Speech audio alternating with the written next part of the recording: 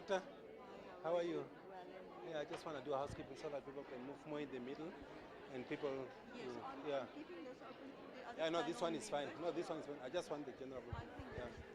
Yeah. Good afternoon. Silence before the storm, please. Silence. Could I please ask that we fill all the seats that are in the middle? Imagine if somebody is late and everybody will have to stand up just to come to that middle seat. So can we just make sure we fill up everything in the middle and leave out the empty spaces on the side so that whoever comes, it's easier and it will be less disruptive. Thank you. I don't want to go row by row and make everybody feel like they're in a classroom, but I feel like I will also not go sit until that has happened.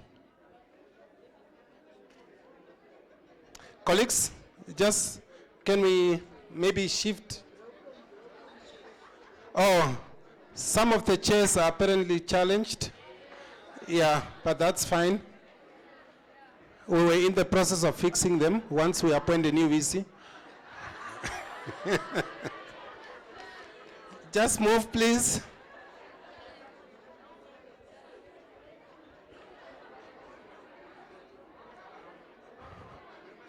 Madam Klassen, are those ones broken too? Okay. Thank you.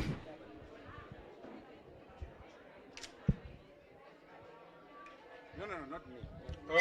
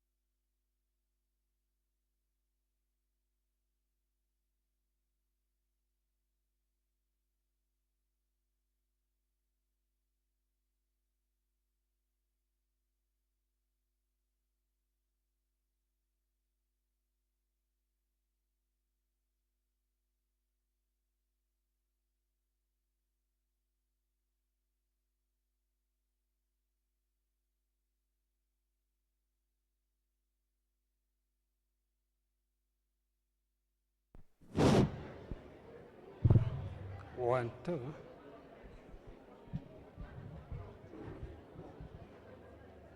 1, 2.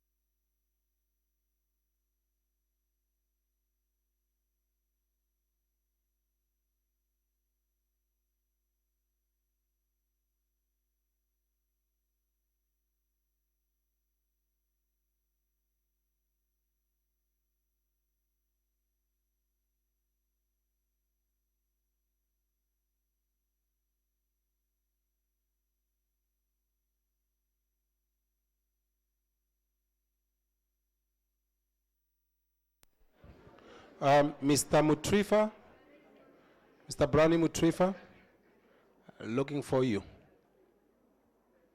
Director Estates, or Ms. Irene van Wyk? Anybody from Estates? Anybody from UNAM? Huh?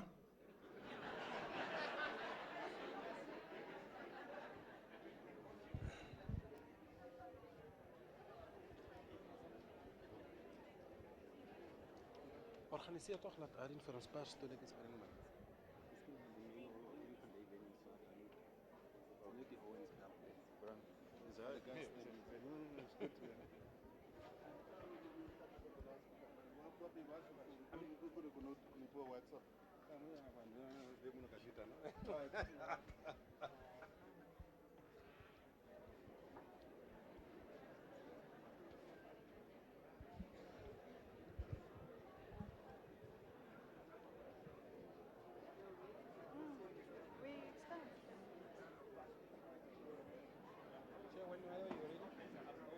Yeah, you'll go up.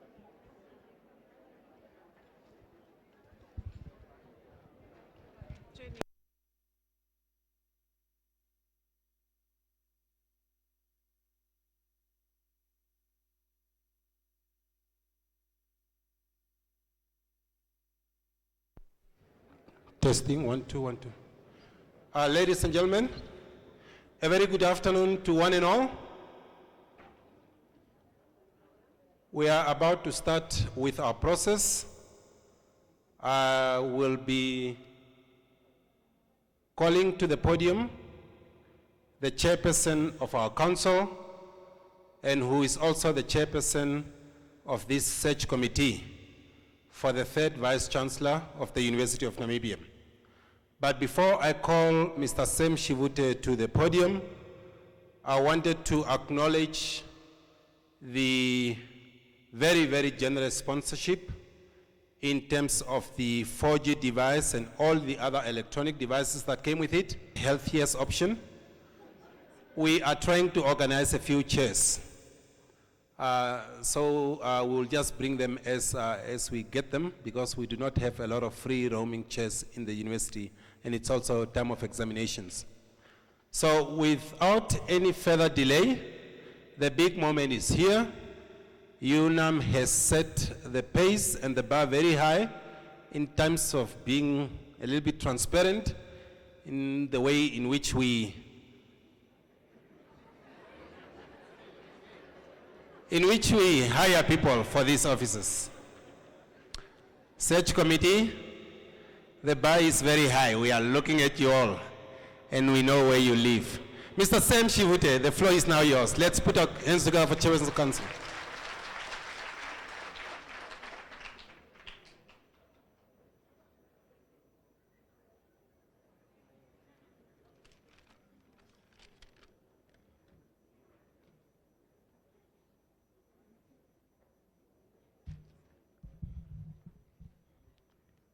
Sir Edwin Chiramba, Director of Ceremony, thank you for the kind introduction. UNAM Council members, UNAM management and staff, student leadership from the University of Namibia and all the students, distinguished invited guests, members of the media, ladies and gentlemen, good afternoon. John Maxwell once argued and said, everything rise and fall on leadership. And I'm very delighted that today we are here in the process of determining the next leader for the University of Namibia. On behalf of the UNAM Council and the Search Committee responsible for the recruitment of the Vice-Chancellor of the University of Namibia, I would like to express my heartfelt appreciation to you all for taking time out of your busy schedule and come to be with us this afternoon to witness and take part in the recruitment process of the Vice-Chancellor of the University of Namibia. I'm also very delighted to note that the lecture hall is fully packed. That just speaks to the interest and the seriousness that the Namibian people take in UNAM, which is one of the higher learning institutions in our country, an institution that is charged in preparing the future leaders of our beautiful country.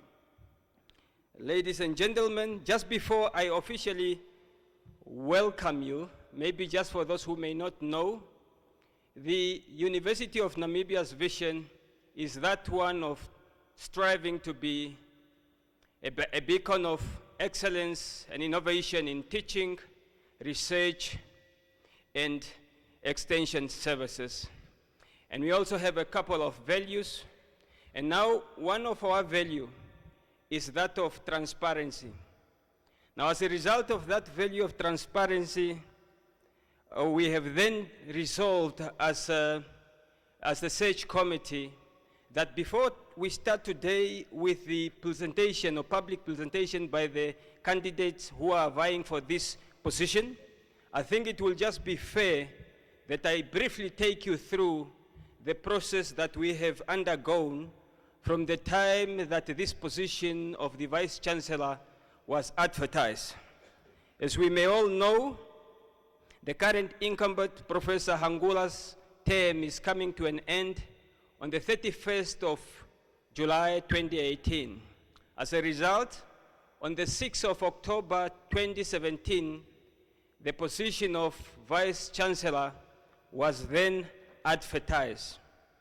When this position was advertised, and I remember someone asking me and say, how can the process take almost about 8 months to conclude? And I think I would want to explain that process for one to appreciate why it took us almost 8 months to be where we are today.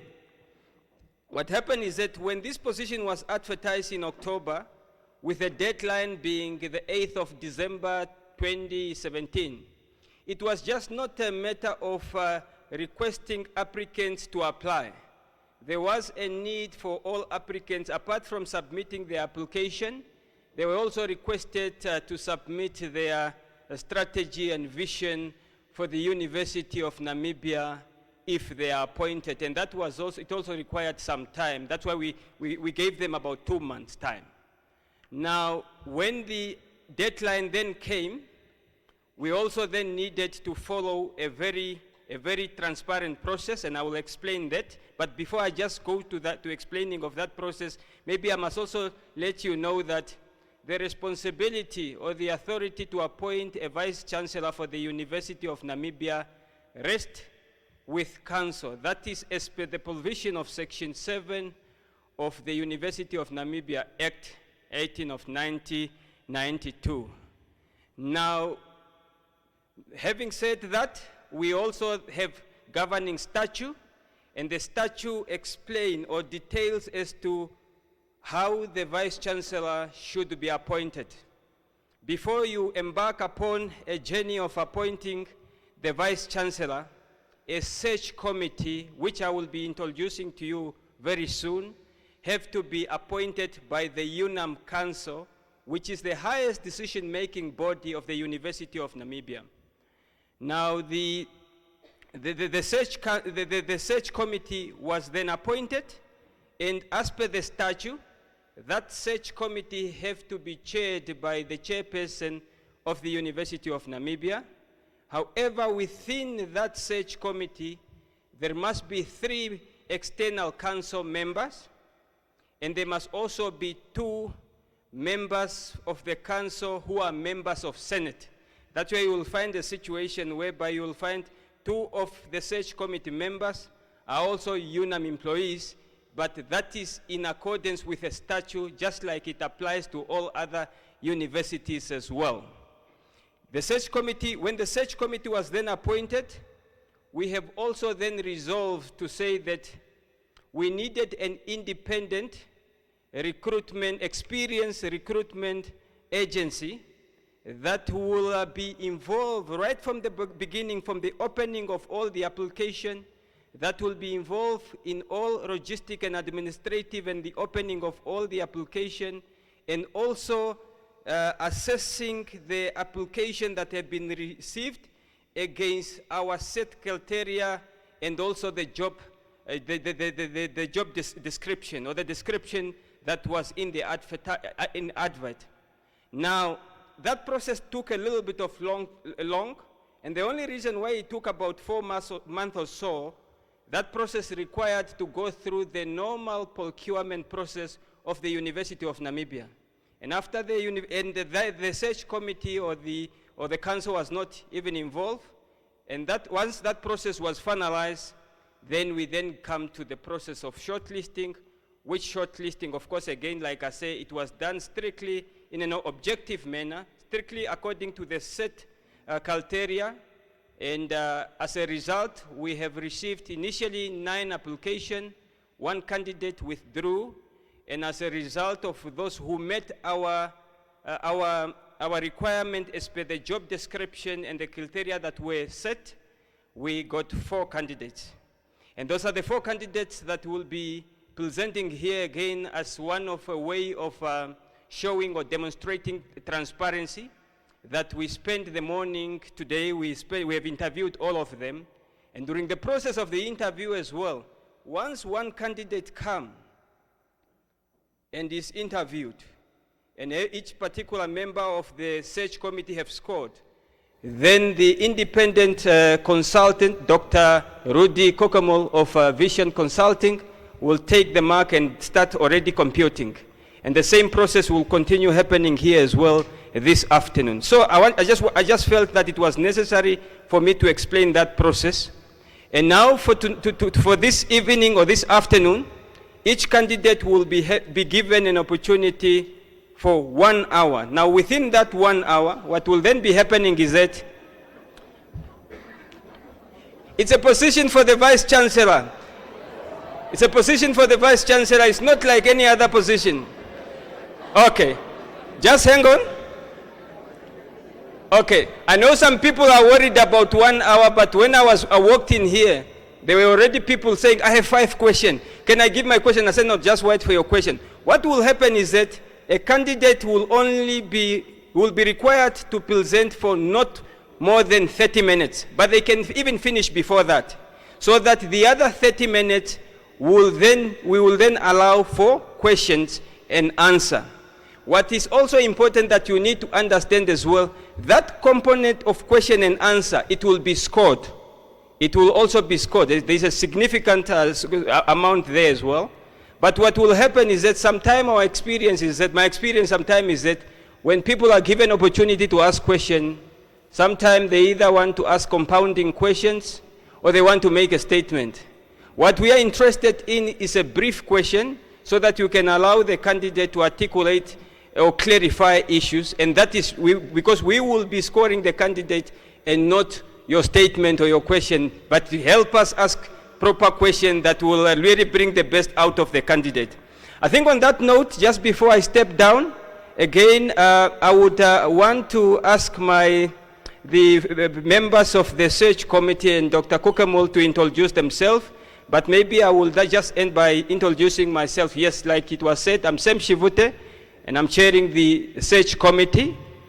And I would then, before I step on to allow my colleagues to introduce themselves, I just want to again thank you very much for coming, and I'm looking forward to a very fruitful session this afternoon.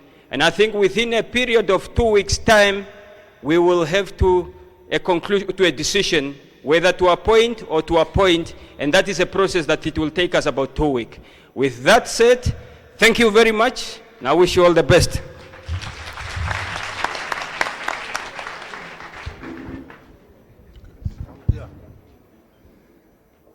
Good afternoon, ladies and gentlemen. I was already introduced, but just from my side officially, my name is Rudy Kokomur. I'm from Visions Consulting, and I've been administrating the process independently just to also make sure that all the paperwork and everything is in order.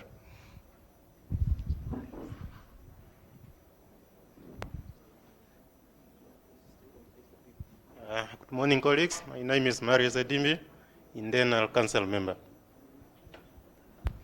Good morning, everybody. My name is... Good afternoon. It was a long day. My name is Kadiva Hamutumwa. I'm an External Council Member. Good afternoon, colleagues and ladies and gentlemen. My name is David Mihrab. I'm an external council member and a member of the search committee. Afternoon, colleagues. I'm Maggie Beekers-Amos, and I am an internal council member and also part of the search committee. Quite pleasant to see the room so packed. Good afternoon. My name is Christina Swart-Opperman, and I'm an external council member and also a member of the search committee.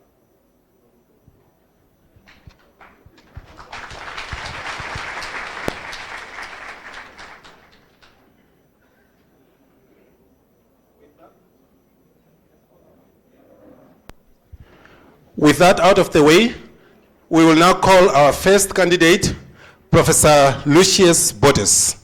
The floor is yours, sir.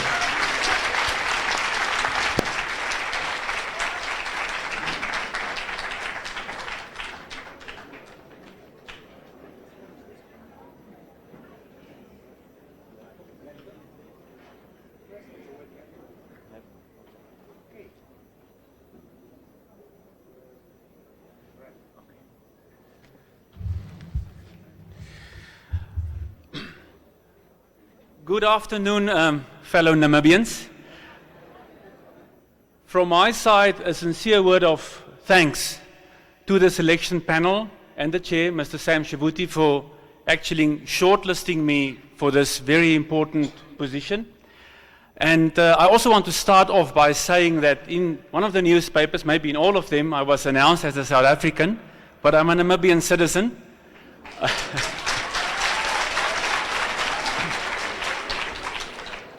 I grew up in Tsumeb, Namibia, was born and bred there. I spent a year. I matriculated at Etosha Secondary and enjoyed it. I haven't arranged a cheer club for those that actually are not cheering.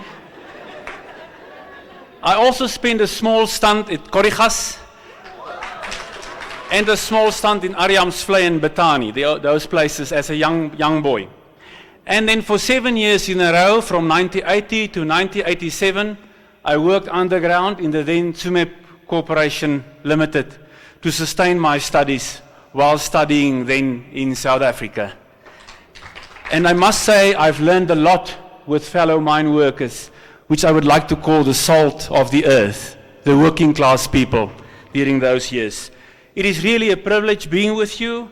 I'll try to do 7 things in my 15 slides. First, I will share with you my views of a university. It is vital that we have a common understanding of this institution that we call a university and a University of Namibia. Secondly, I need to talk to you about a university in a developing context, because a university is not operating in an ivory tower. There's a particular political, economic, and social context which one should be aware of. Thirdly, I will of course share my vision, not only my vision, but your strategic vision, and how I can complement it if you were to appoint me as your new Vice-Chancellor. I will then move on to 2 very important aspects of a university. One is the academic project. Remember, academics is the currency of a university. And I will also talk to the human project, because we are human beings. And we're sharing one common element, you know, we are part of the human race. And it's important to talk about the human project as well. I will then conclude in my last few slides on how I regard leadership, how I regard being a VC, and also why I think and I know I have the abilities to help UNAM to move you in the right direction.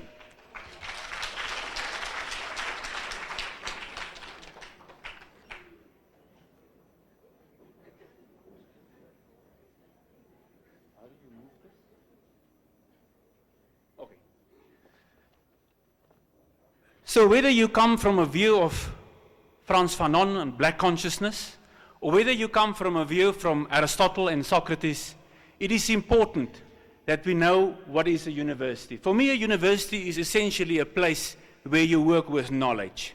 You generate knowledge, you disseminate knowledge, but not just for the sake of knowledge. It's actually to empower and position those that need to make decisions. That's why I emphasize we need to inform the planners and the implementers, But it's also important that we need to talk about our knowledge. Later I will refer to this. I'm a firm believer in indigenous knowledge systems. It's not just rhetoric for me. I'm also a firm believer in that we can decolonize our curricula with integrity. I think also a university is not like a company or an organization or a church. It's an institution. It is much more sustainable by its own nature than a company or an organization. So vice-chancellors comes and go, professors comes and go, but universities remain. And it is such a privilege, and I'm so happy that there are so many of you here, that you value your university so much and the new leadership, that you actually pitched up. And I can't wait for the questions, particularly from the backbenchers. They are normally the more vocal in Parliament. I can't wait to field those questions. The other things we know, what the university stands for in terms of freedom, excellence, also diversity, constructive dissent. This is a place where we can differ. I would hate the situation if I were to be your new VC, to surround myself only with a group of ja-broers, yes brothers. I think it's vital that I surround myself with people that vehemently oppose from me and say, I don't agree because of this and that. And all the way I've tried to lead with that sort of integrity and with that principle. Now, again, this university is not in a vacuum. We're very much aware of the pressing issues. You've got two wonderful plans in terms of Harambee. I still need to congratulate the Honorary President for the vision of Harambee in terms of what is listed there, governance, economic advancement. And by the way, for the last few years I've worked in South Africa. We came through a terrible 10 years of bad leadership. And I will later talk about my own struggle credentials, but it was one of the worst, specifically last 3-4 years in South Africa's history.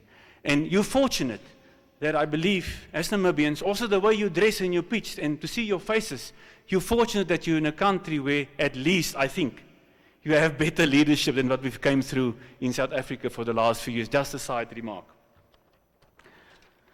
So these are the things which I think we should take note of as academics. When we grapple with our curricula, when we grapple with our syllabi, we need to take cognizance. What are the key and pressing issues of those people that we've elected to government? That's why we cannot operate in a vacuum. So build on this. For me, a university cannot just inculcate critical thinking. That may work for Harvard and Cambridge, but we very much should encourage engaged scholarship. And I will explain what I mean with being an engaged scholar. It is actually a university that should embrace embedded knowledge. That's why I've talked to indigenous knowledge and decolonizing our curricula. It is important that to all the time realize that our currency, our brand, is our academic project. And therefore, we cannot ignore appeals around how do we treat and deal with our knowledge systems. Now, the brief was very clear. You don't have to be a rocket scientist. When Mr. Shivuti sent me his letter, when I read things like viability, sustainability, economic, in the current economic conditions of Namibia, you don't have to be a rocket scientist to realize that macroeconomically there's a huge challenge for Namibia. You are officially in a recession. We are in a recession for so many quarters. So the economy is crunching. I've read through the last 4 years of annual reports of this institution.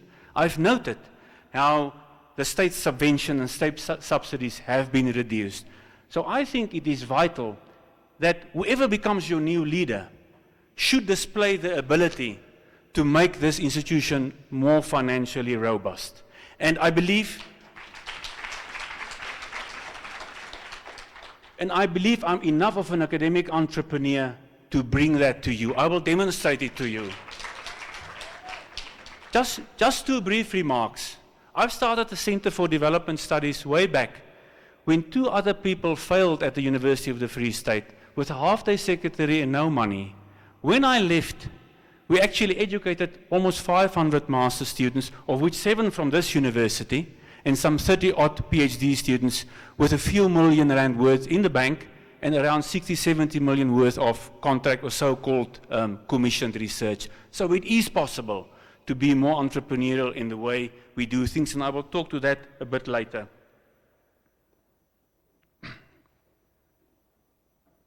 It is therefore vital also to increase the third money stream into a university. But with this comes a caveat.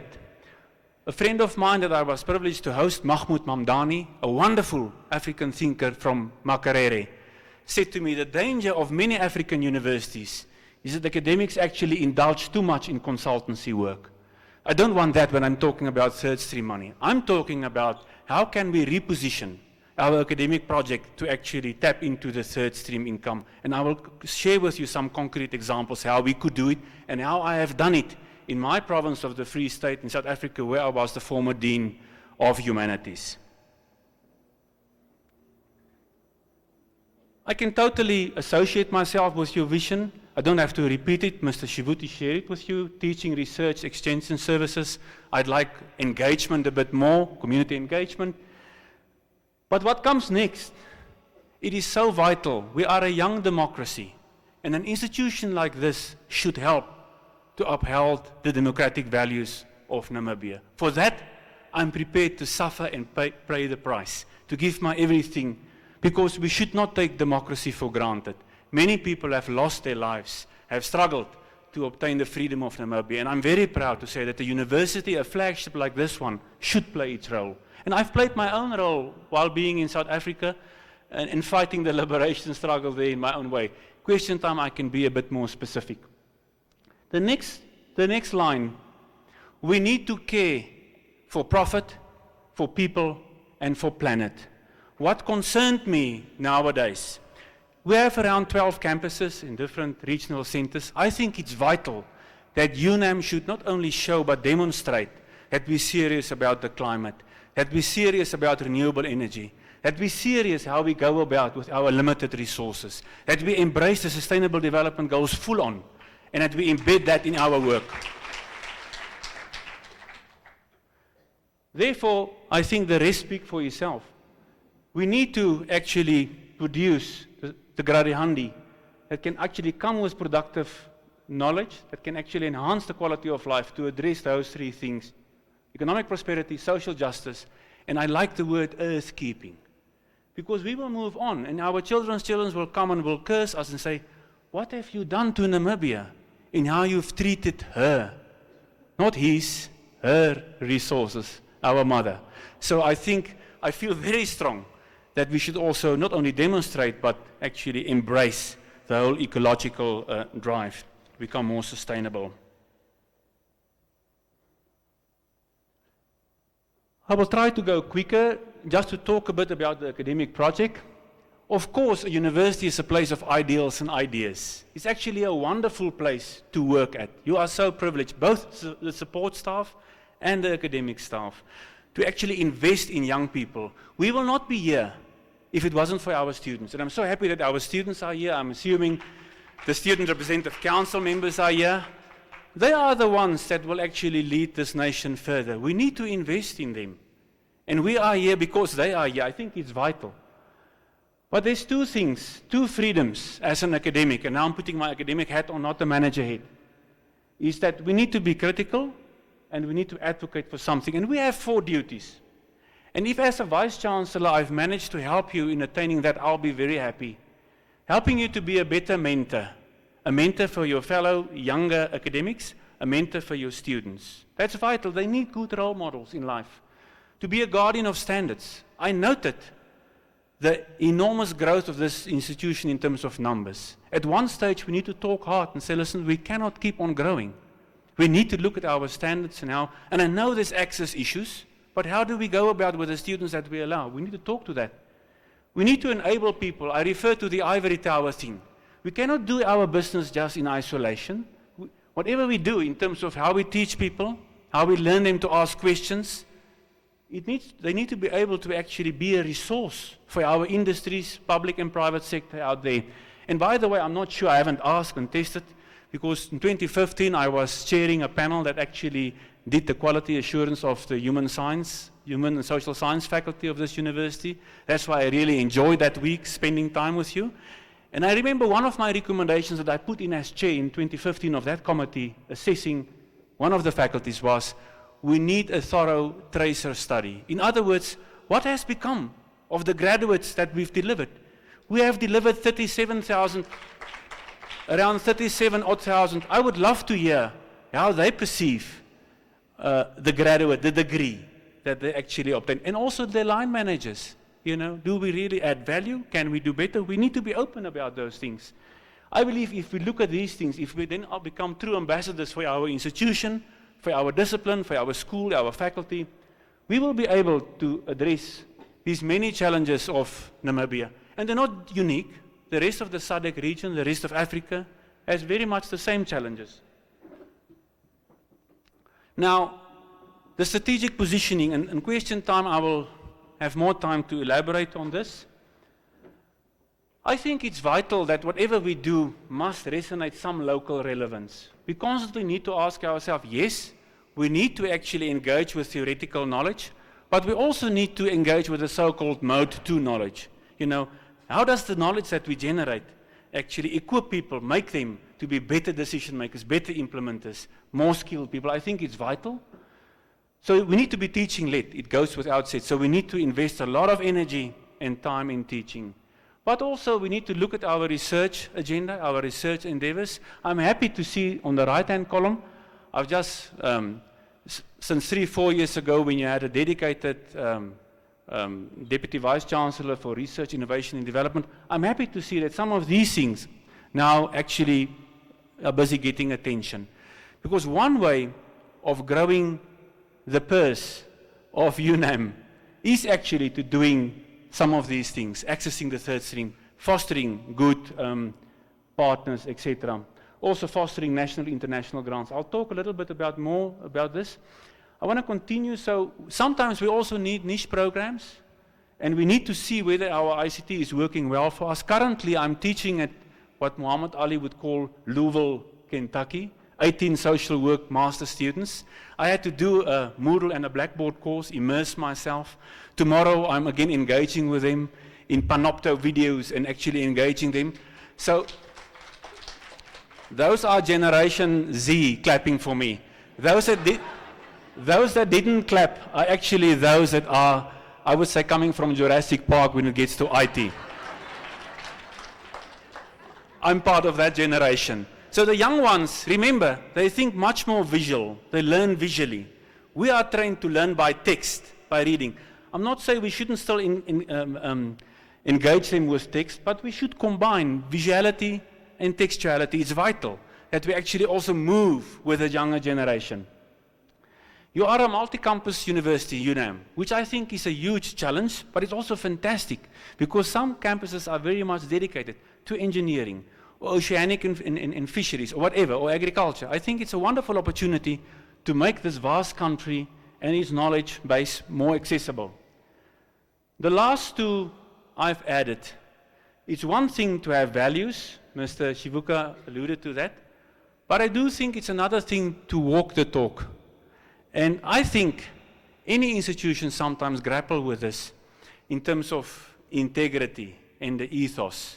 And again, if I were to be elected your leader, I will not go for any favoritism. I can guarantee you that.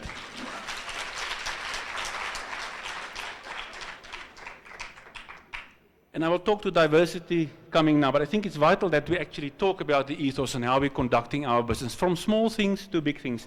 The last one, sorry for the cutting off, I think Windhoek is a small space, and Namibia as well. I would love to encourage more cooperation with NUST and other higher education institutions. It doesn't make sense to run these different institutions concurrently. Can't we share our resources? If we have a chemistry lab that side,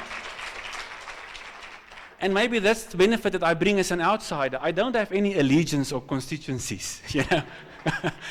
And I think it's vital that we should look how can we get more around in a creative way with the limited resources we have.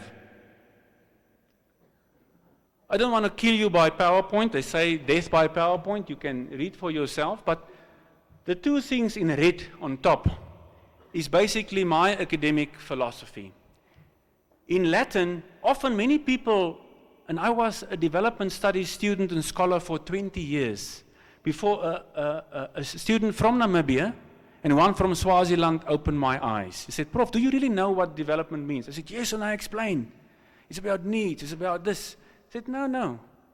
It actually means to open up, to unveil. I said, how come? He said, no, but the Latin word is velo, envelope. We put something in the envelope, we close it.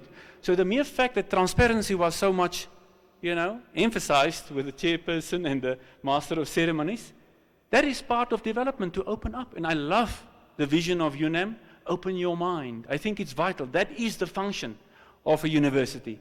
Secondly, I married a Mosotho woman. No, I need to qualify, she can speak Sotho fluently. So my two Mafatla, my twins are called Lerato and Palesa.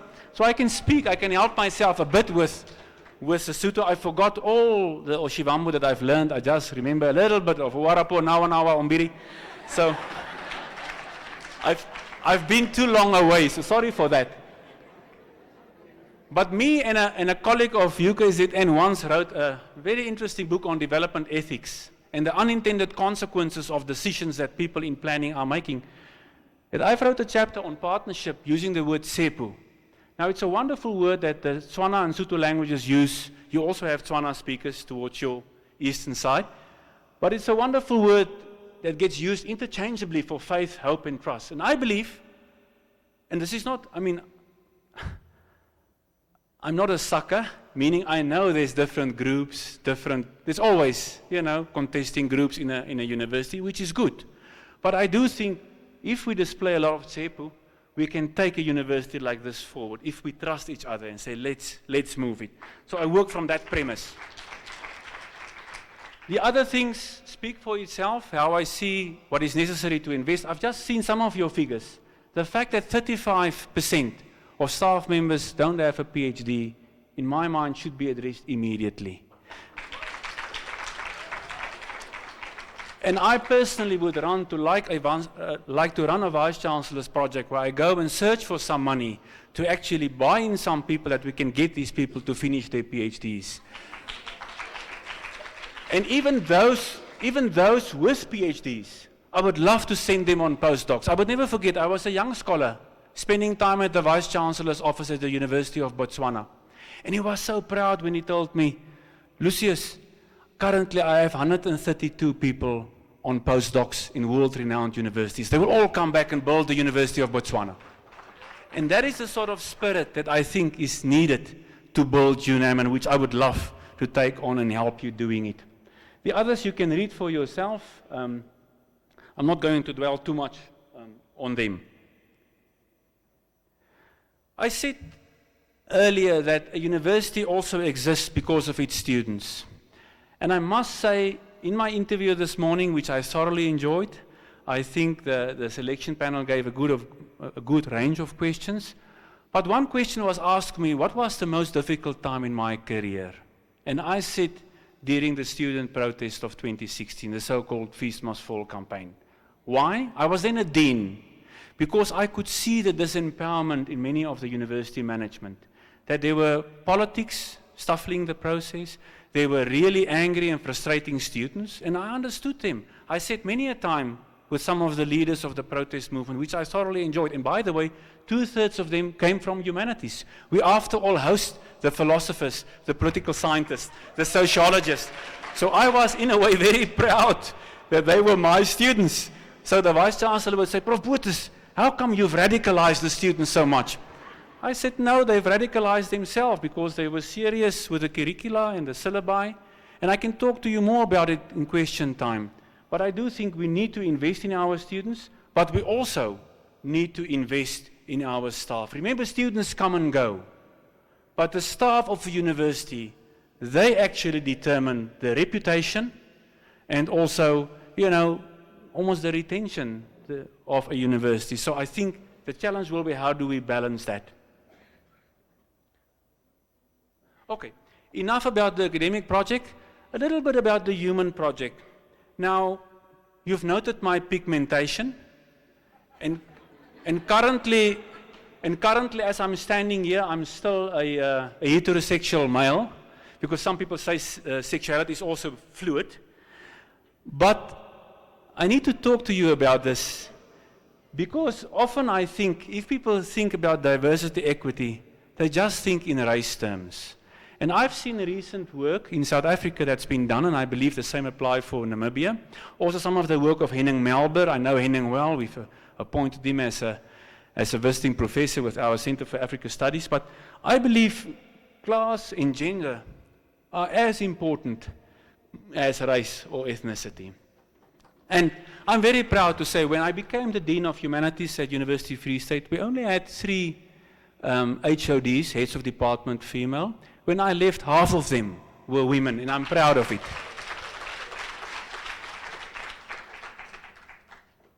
The other things are also important in terms of sexual orientation, intergenerationality. I've referred to Generation Z and X. It's vital. If you're a 60-year-old professor and there's a 20-year-old, almost a young boy sitting in your class with a skewed hat, don't just feel offended, you know. It's different generations, and you need to deal with that.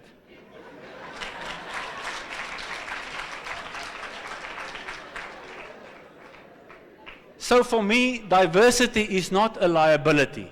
I don't see it, yeah, but it's tough, you know. For me, it's an asset, because it's so wonderful that we are a tapestry, that we have different personalities, different cultures, different languages, different religions.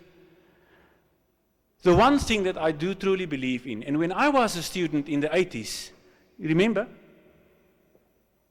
This word, social capital, was not even invented. People just refer to financial, human, physical, natural capital. Then Robert Putnam came along, and other people, like Amartya Sen, people from Latin America, Max Neef, Hernando Cardozo, those people. That's why I also believe in other knowledge systems, and they say, but social capital is so important, because human beings, the social asset here, it's the most important of any university and institution. I think you can cheer yourself for what you achieved so far. We need to keep on building networks of trust. That's why I'm a firm believer in social capital. So I want to conclude with, what does being a Vice-Chancellor mean to me? For me, and now I'm talking sociologist talk, and I will translate. I firmly believe that status should be earned. That there's no such a thing like, you know, that you need to earn your respect and your status. So for me, it's all about participatory management. I'm very much in favor of teamwork, although sometimes one needs to be decisive. Both the academic project, human project, I've already explained. I work from a premise of assets. I cannot come here as an outsider to Namibia and to this university and just change everything, but I can help you almost like a conductor in conducting you in the right way. And that's how I see that each one of you have assets that you can contribute. And I do believe that it is through participation that we can achieve a lot. In terms of being an academic leader, because in a way I hate the word manager. As I said, this is not a corporation. I still want to perceive myself as an academic leader. Being a VC is not a position, but it's the influence you have. You are, in a way, the top PR person of this institution. You should be proud. You should do everything to promote the institution, even if it means you have to work day and night. It means that you sometimes need to sacrifice. You need to serve. And I've loved this picture of this old indigenous American woman, the wisdom from her eyes. You need to include and embrace people. And also you need to commit to what is right rather than what is convenient. So I think I do have the ability to support ordinary human beings to do extraordinary things in terms of opening their minds. I want to conclude, and let me jump right to the second last bullet. If you want an authoritarian leader, one that comply, control, police, and command, then I'd rather leave the room. I'm not that type of person.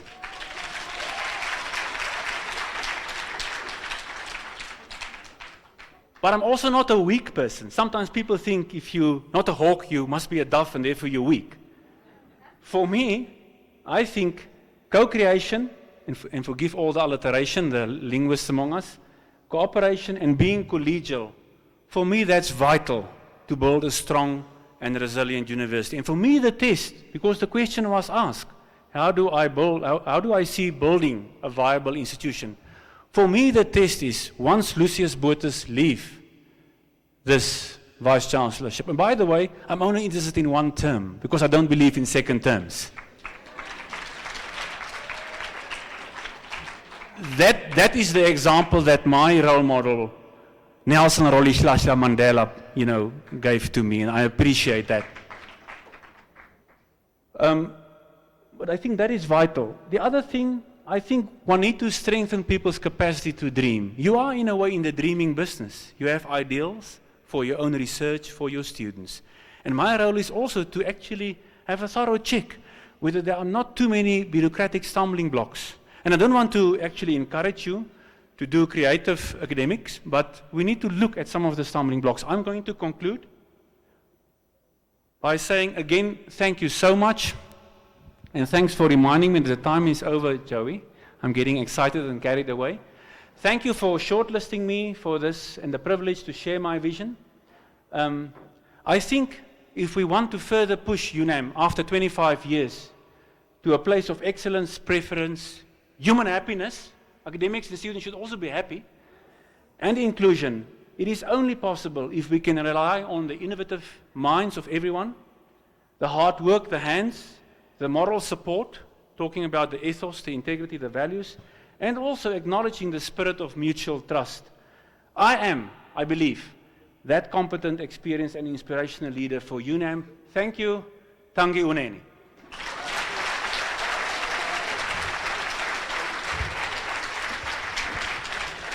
Thank you. Thank you, Prof. Boris.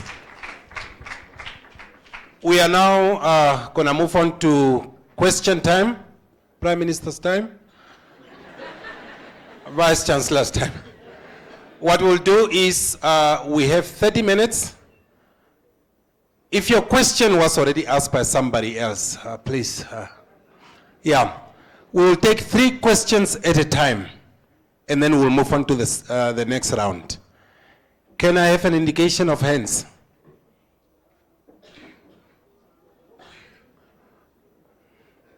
Let me see.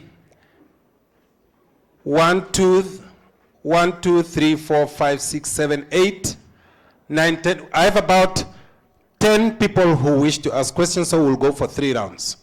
The last round will have 4 people. Where do we start? Yes, just quickly, who you are, and then a question. Please, no statements. If it is a statement, I will just switch off the mic and then continue. Thank you very much.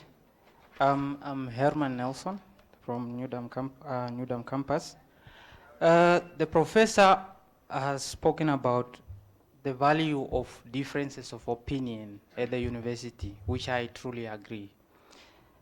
But I failed to, I didn't really get to know what are the values of differences of opinion at any institutions like the university. If you can just elaborate to us, why is it so important that we don't have the yes brother people in leadership? Thank you.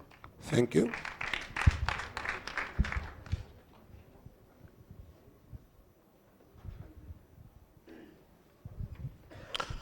Afternoon, Professor Botha. My name is Shakwa Nyambe. I'm an alumni of the University of Namibia. I did my Bachelor of Laws here. I'm in practice now working for the National Oil Company. I have one question for you.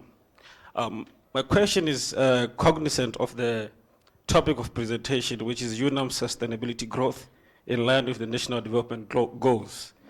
Yeah. From your presentation, I did not hear you linking any of your pointers to the national development goals, like, Vision 2030, Harambee Prosperity Plan, industrialization policy. Hello. And all those policies, because the national goals are outlined in those policies and strategies. Just so how to the question? Yes. So how can you assure that assure us that if you are at the helm of the university, you propel the agenda of the university in line with the national development goals? Thank you. Good afternoon, ladies and gentlemen. My name is Ina Hengari, and I am the SRC Vice President here at UNAM Main Campus. Now, I have two questions. Just one, please. Oh, just one. Okay, so our country is going through a recession process or period where we have, and it comes with a flooded market. Now, every year we produce a significant number of graduates who end up on the streets with no guarantee to a job. Now, I know you touched on the academic projects, and I'd just like to know how you intend to incorporate young people that graduate from the institution right into the employment sector. Thank you very much. Thank you, Prof. It's over to you. Hopefully 1 minute per answer. Could I just ask, should I remain standing here since it's streaming, or can I stand there? Let me give you a mic. Should I remain here? I think so, yes. Because I feel a bit detached from you. I'd like to get involved a bit more. So let me start with the last question first, in terms of the students. As I said, I'm a firm believer of free higher education, conditional free higher education for students. I've also submitted in South Africa how it can be done. I believe, and I know a bit of the shambles that happen here. And in a sense, I think it can be relatively easy, because if you allow students on condition, you need to actually have matric exemption to enter a tertiary university. You finish. Once you've finished, you start in the formal economy. Then I would argue that the receiver of revenue should handle like any other tax, the tax situation, to ensure there comes money back in a revolving system, that those actually come after you can benefit from that. One can make it a soft loan, one can do the calculations with the finance people. When I've tested this idea with our student protest leaders, they said, Prof, and they added, and this is what I want to share with you, how sometimes wisdom comes from people that you don't think. Realize in 30 minutes you don't have enough time, but let me talk about the financial sustainability of UNAM. Because I said earlier, you can have the best dreams and vision. If you're financially strapped, you really struggled. When I took over the deanship, humanities at University of Free State had no money. And I had to make plans, actually think out of the box, me and my team, to come up with it. So some of the things that I would do, for instance, if you go to the 50 or 70 big companies in Namibia and say, can you only give us scholarship for 5 masters, 2 PhDs, 1 postdoc, not just bursaries, but people that can study and work in the sort of evidence you're searching to improve your business. That is a concrete example of making economic prosperity work.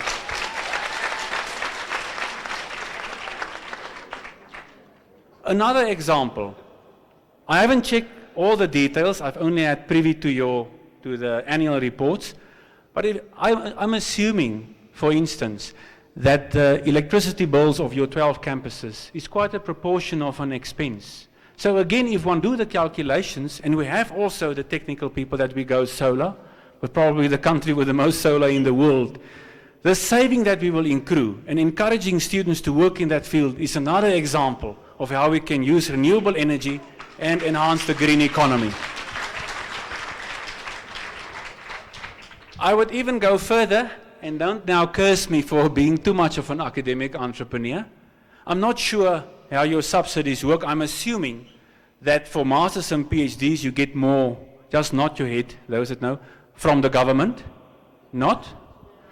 So in terms of the whole funding system, how the university gets funded, I think if we're serious about teaching and research and delivering postgrad students, one need to engage with those in power, and that talks to good governance as well. Because I would love a situation where when I can incentivize the academics. If you deliver your master's and PhD in a certain time, I'd like to incentivize both the academic but also the student. Tell the student you can study for free a master's and PhD, but that can only be done once we get the funding mechanisms right. Those are some examples.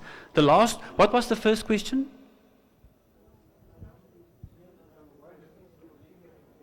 The what? Oh yeah. The difference of opinion thing, why it's important for me, sorry. I think often from a difference of opinion, you come to better decisions. And that is vital. It's not always the majority decision that is the best one. You need to actually balance these things. To give you a concrete example, when I was dean after a year or two, people say, yo, but we have so many students with sickness certificates. And now they are coming from the traditional healers. And I said, hang on, but surely the traditional healers are also organized in an organization, and if we value Western medicine and African medicine, we need to give them equal footing. So we've engaged with the Traditional Healer Association of South Africa, and they gave us a list of those formally registered in terms of their own quality control. And from that moment, I as a dean said, we acknowledge both sides. Thank you, Prof. Yes. Let's go for the second round. I ended here. I'm just going up. Yeah. Listen, I'm not taking everybody in front because we need to give a chance. So we will keep on going.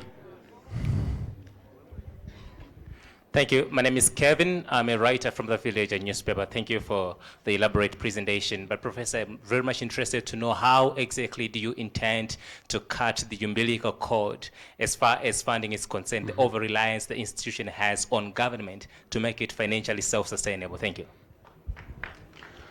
And now moving on to Professor Emeritus. Thank you very much, Professor Boertes. Very inspirational, but there's a fundamental problem that I'd like you to respond to. And that is the tension between the corporatized new liberal university, which we also have, new liberal economics and free thinking. And what you emphasized, you used the language which I like very much, constructive dissent. Now, unfortunately, dear Professor Boertes, these models of corporatized universities, corporatized, liberalized, Namibia is a corporatized liberation model. That's what it is, like South Africa, corporatized liberation model, is not a friend of dissent. How do you resolve that at the analytical level? I don't want, to get you into politics, but you have to deal with that if you were to sit in this chair, sir.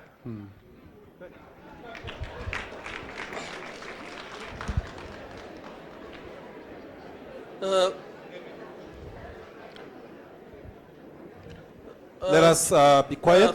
Thank you very much. My name is Ndumba Kamwanya. I work here. First of all, congratulations, Prof. I have one question that are going to touch two issues that you have raised in your presentation concerning decolonization of the curriculum as well as indigenous knowledge. So what I would like to know, or what I want you to walk me through, how UNAM can decolonize the curriculum. And the second part of that question is, under your leadership, what will be the place of indigenous knowledge at UNAM? Thank you. Thank you so much. Let me start with the most difficult one first. And it was Professor De Pisani's question. Let me answer it in this way, since I'm also trained as a development economist, development sociologist. One can scream about the fact that currently global market capitalism is dominating the world. But that is the reality. We all have mobile phones, we love our technology, we have insurance. So I guess, Prof. De Pisani, what I'm actually aiming is, there are very good examples how people have made markets work better for the poor. There are concrete examples how markets have been opened up from India, from the so-called third world, and that people can benefit more from this global capitalist mode of thinking. I was well trained and I still regard myself as someone with strong new Marxist roots as well. I was well trained in the idea that, the dangers of capitalism and the limits to growth and prosperity. And I think it's good that that tension will always be there.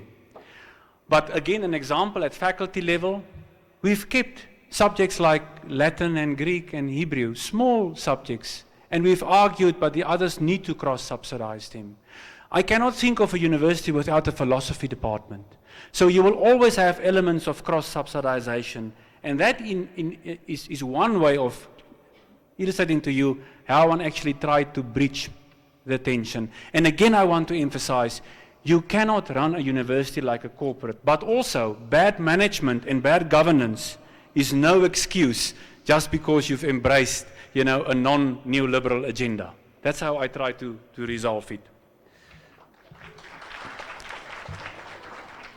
About the decolonizing the curricula, I mean, the last 5 years when we've celebrated African Day at my previous university, I was very, very privileged in having Mahmoud Mamdani there, Wagegi Watiyongo, Ali Mazrui,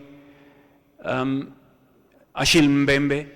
I guess what I'm saying is that if you're teaching social theory or philosophy or whatever your discipline is, have you actually light your candle in Latin America or in the East or in Southeast Asia? Or are you only following the doctrine of the Anglo-Saxon world? I think that is the premise, the challenge to us.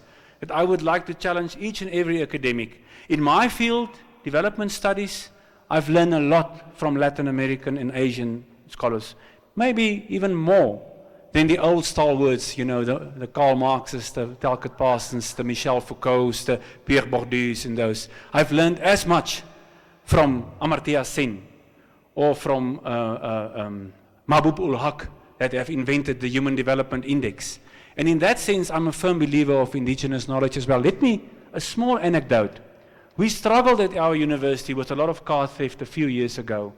So some of my colleagues suggested, and let's just get the security people together and find out from them a solution.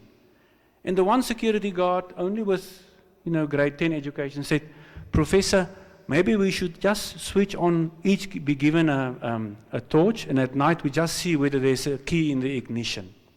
And by doing that, no more car theft. A simple example, of indigenous knowledge, in a way, that I can share with you, and this is what I think we need to value more. And after all, common sense is not so common for academics. Remember that. Okay, next round. Sorry, Chair. The last question is just the reconciliation of the financial crunch. I do think it's vital when I look at the figures of UNAM currently, and now you're not going to cheer, you're just going to look at me, but currently 69% of the budget goes to staff. Honestly, that is too much. It is not sustainable. So somehow we need to find a way. That's why I've mentioned just one example. Can't we cooperate better with other institutions? Can't we incorporate blended learning? Currently, my two daughters, Laratu Palisa, are studying in the US on tennis scholarships.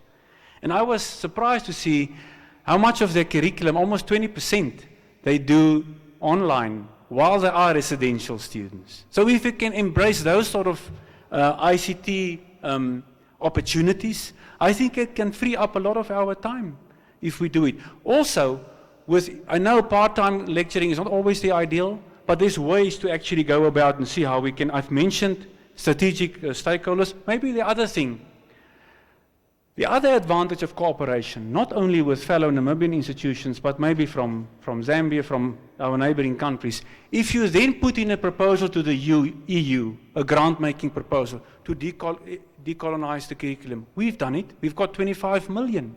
And now we've got master's, PhD students working on that. So if you work together, the grant-making organizations are much more favored to actually cooperate. So that is the sort of spirit that I would like to encourage to break the financial stranglehold. But there's no magic bullet, sir. You cannot just do one thing. You need to do a lot of things at once. And I'm also aware you can only grow the third income stream so much. But being good teachers, being good students, working hard, that in itself will help. I'm not sure about your graduation rate and the throughput figures, But in my faculty, we've shifted it up with 10% without compromising the academic integrity. Now, that's actually a concrete way of making it more financially robust. Those are some of the things that I think we need to look at. So we need to do our number crunching proper to see where we can save, how we can go about. But it's an inward look and also an outward look. It's not just a one-way look. All right. Last round. I'm checking because I don't want to be, I'm not seeing any hands from that side. Okay. Oh, ran the crowd. Yeah. Sir, it's your turn. Mr. West. I will get the mic to you.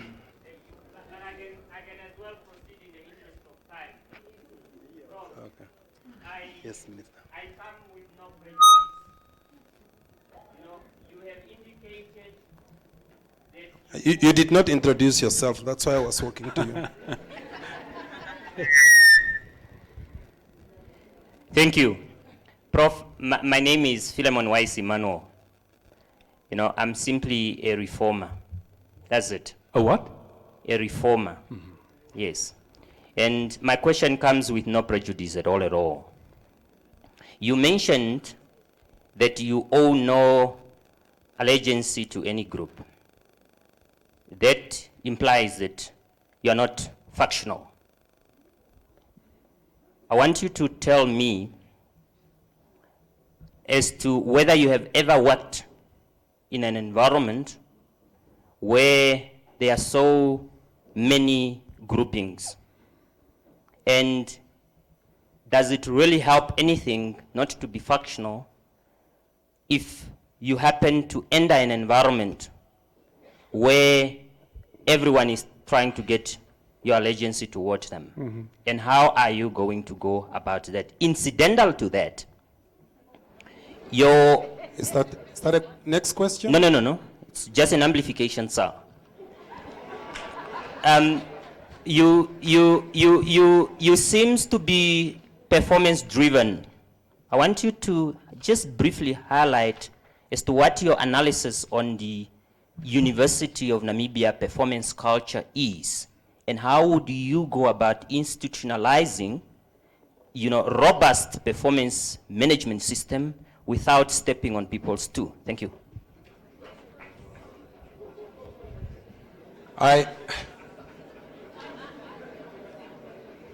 I'm going back and I'm tempted to, we have a very senior ex-minister of ours, Honorable Amwelo. Yeah, thank you very much, Prof. I'm very much thankful for your good presentation. I have a question.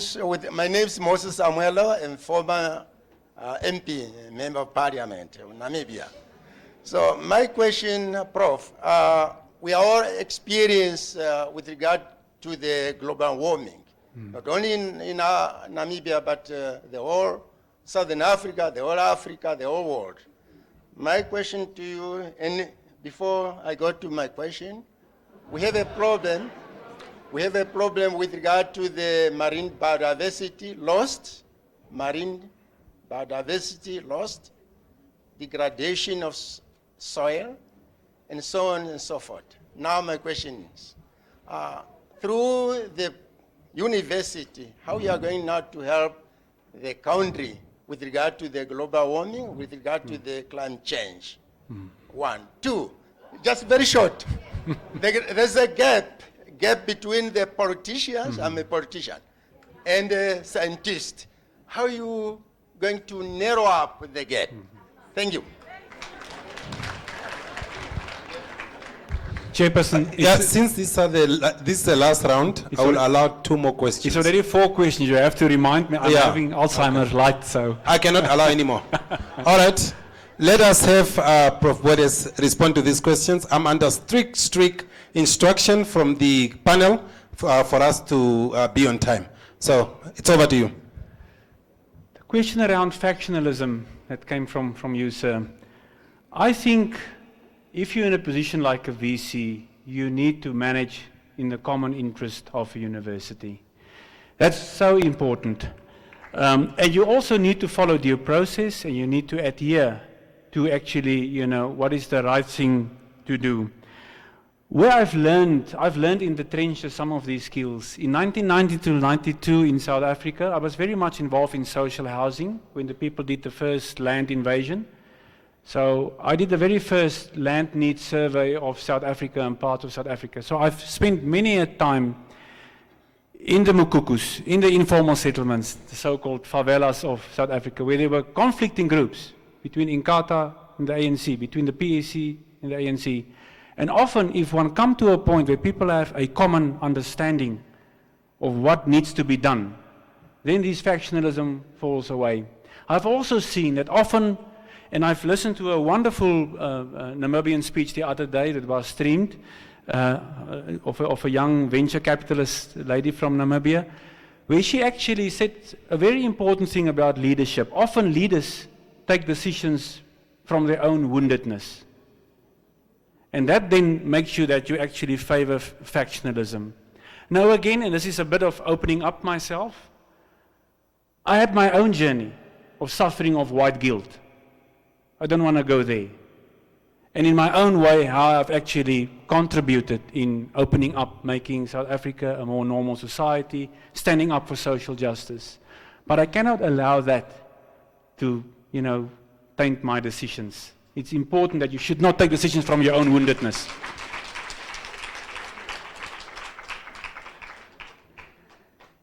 The performance management system, it's again a beautiful word, Prof. Pisani, that comes from this neoliberal corporate world.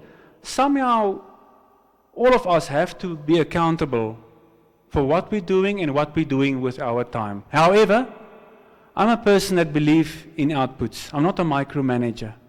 So in that sense, I allow a lot of freedom to people to do the way that, in that sense, I'm not a friend of a bureaucrat.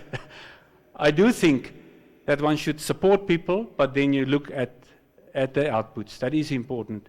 But whether a performance management system should just be applied situ from the corporate, I don't believe in it. There's some beautiful models in India, which we've tried and tested. Some work better, some work less, where people almost enter into a contract and with a point system.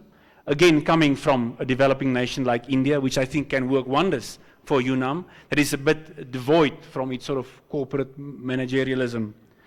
The last question, I'm so happy for the question, sir. 2 years ago, I was part of a group that actually appointed or gave Jeffrey Sachs of the Earth Institute at Columbia University an honorary doctorate at the University of the Free State. He's the father, or in my language, the Sotho, the Badimu, the forefather of the Millennium Development Goals that have changed into the Sustainable Development Goals. I think it's vital, and you're right, there is a gap often between politicians because there's power at play, there's egos and other agendas, and the real issues on the ground. And that's why I put also huge emphasis that civil society and civil society groupings should actually claim their space and say, listen, but enough is enough. This is our, not even our resources.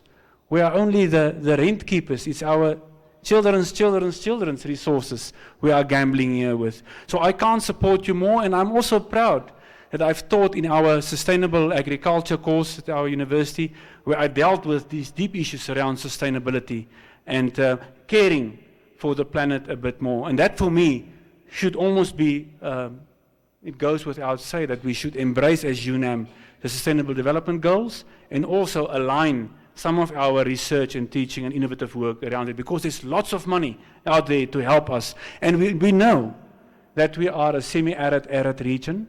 So it's easy to foster collaboration with Botswana and South Africa's arid regions, that we can push that agenda, for instance. They're also grappling with the same. And this is what I'd like to do if I were given the chance, to foster across countries those sort of collaborations.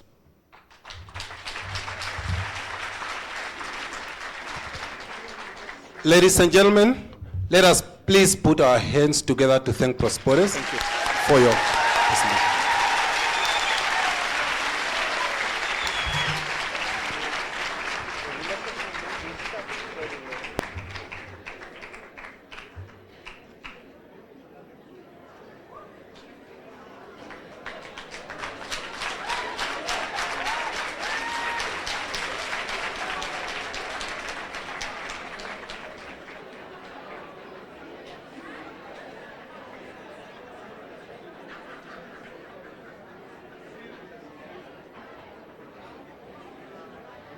That's my laptop, eh?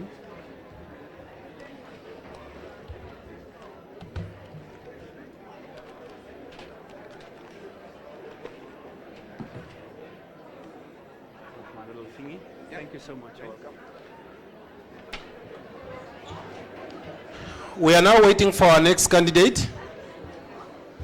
Mr. Kukemur is just trying to locate him to see whether he's outside. And while we make sure his presentation is loaded.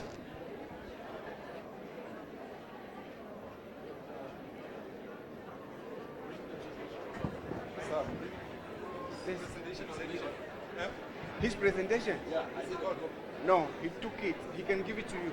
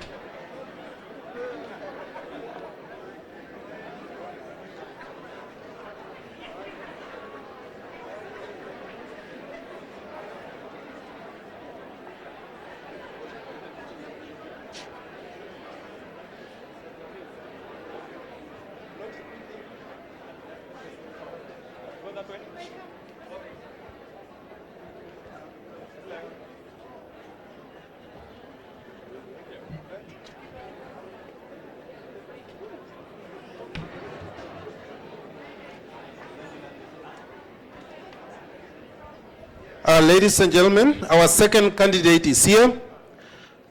Join me in welcoming Professor Ferdinand Gideon.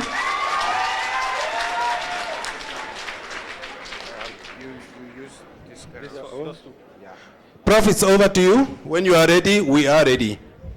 Thank you, Edwin. Good afternoon, ladies and gentlemen. My name is Gideon Ferdinand, currently serving as the Vice-Chancellor for Academic Affairs for the University of Namibia. Obviously, as all you know, that Council has advertised the positions of the Vice-Chancellor last year. Professor Gideon have applied.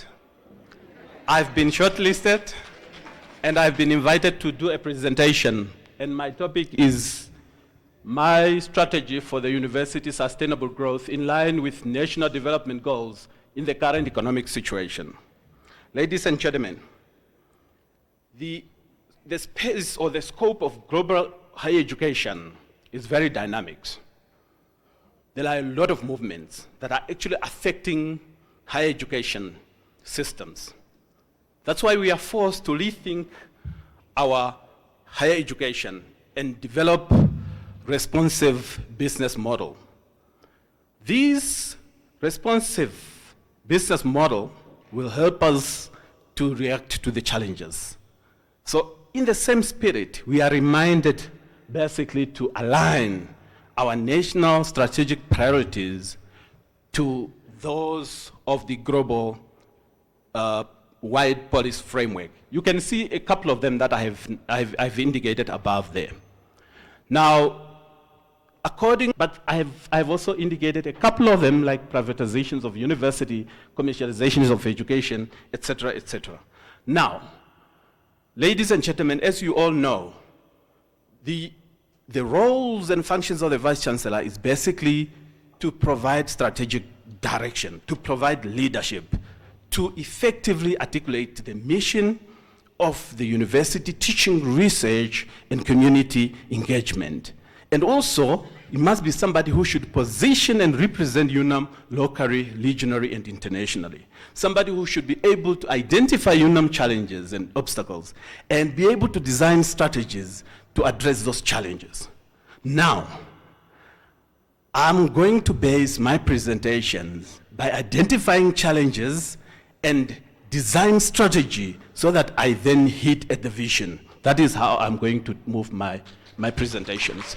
Now, if you ask me to define what is the mission of UNAM, I would say to be an outstanding teaching and research university that is capable of addressing challenges facing the societies, and obviously impacts those values to the students. Now the question that we are asking is, what does it mean addressing challenges facing the society? We mean we must come to terms with an understanding of the present and plan for the future. So in that process, basically we equip people with lifelong skills and knowledge that must promote the culture of learning among students and staff, that must create the spirit of critical inquiry and serve as benchmark of excellence. Eventually that cascades to community for social improvement. Now, ladies and gentlemen, the question that we are asking, does UNAM have challenges? Yes, UNAM have challenges. But before I get into the challenges, I would like to share with you a few success stories that UNAM have actually just brought on earth.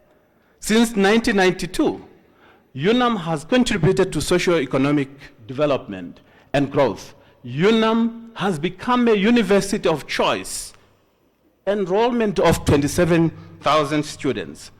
You can see the enrollment is growing, the graduation is growing. So professional qualifications, as they are indicated there, definitely we are scaling down to make space for masters, PhDs, and degrees. And we are not throwing certificates away, so we are just packaging them somewhere. So basically we have a history of attracting almost more than 2,000 students a year, international students a year. We have excellent infrastructures. We have over 300 friends around the world. Now, what is so special with UNAM? UNAM is sitting with a brain power. So we have 8 full professors and associate professors. We have 150 senior lecturers, and obviously over 260 staff members have PhDs and are here at UNAM. So we have an advantage to address the challenges. So basically, despite all these successes and despite the 260 PhD that we have, UNAM cannot achieve or attain the mission without facing challenges. And that's why we have to design strategy, we have to identify the challenges and solve these challenges to attain the vision. Now, these are the challenges that UNAM is facing.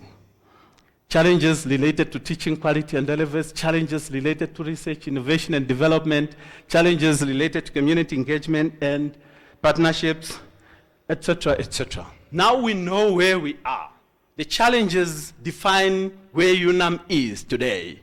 Now, where are we trying to go? Where is our vision? We want a university that is highly performing, that produces skilled, technology-oriented graduates, demand research-driven outputs, and innovation. Locally rooted, globally respected. What does it mean? How can we build bridges between UNAM and the community so that UNAM serves the society? What framework should we use for UNAM to become a global citizen? That is what we mean with globally respected. So that is our vision. Now we know where we are and we know where we want to go. How can we navigate to get there? These are the strategies. Here you have frontiers of transformations. These are the drivers that can help us to maximally, get the benefit of what we want to do to achieve the vision. So like, say, for instance, to train a generation of critical thinkers and leaders, basically advance energetic, networks, and also be active on translational research and outreach. Those are the frontiers of transformations. Strategies for sustainable growth, given the current economic conditions. What must we do to solve these? The first thing that we have to do, we have to align our strategic plan to the national development plans. And those are some of the national framework that can guide us in everything that we are doing. They call for quality education, gender, inclusive education. And they also call for a set of skill sets that is capable of creating wealth. These are some of the things that are demanded by those frameworks.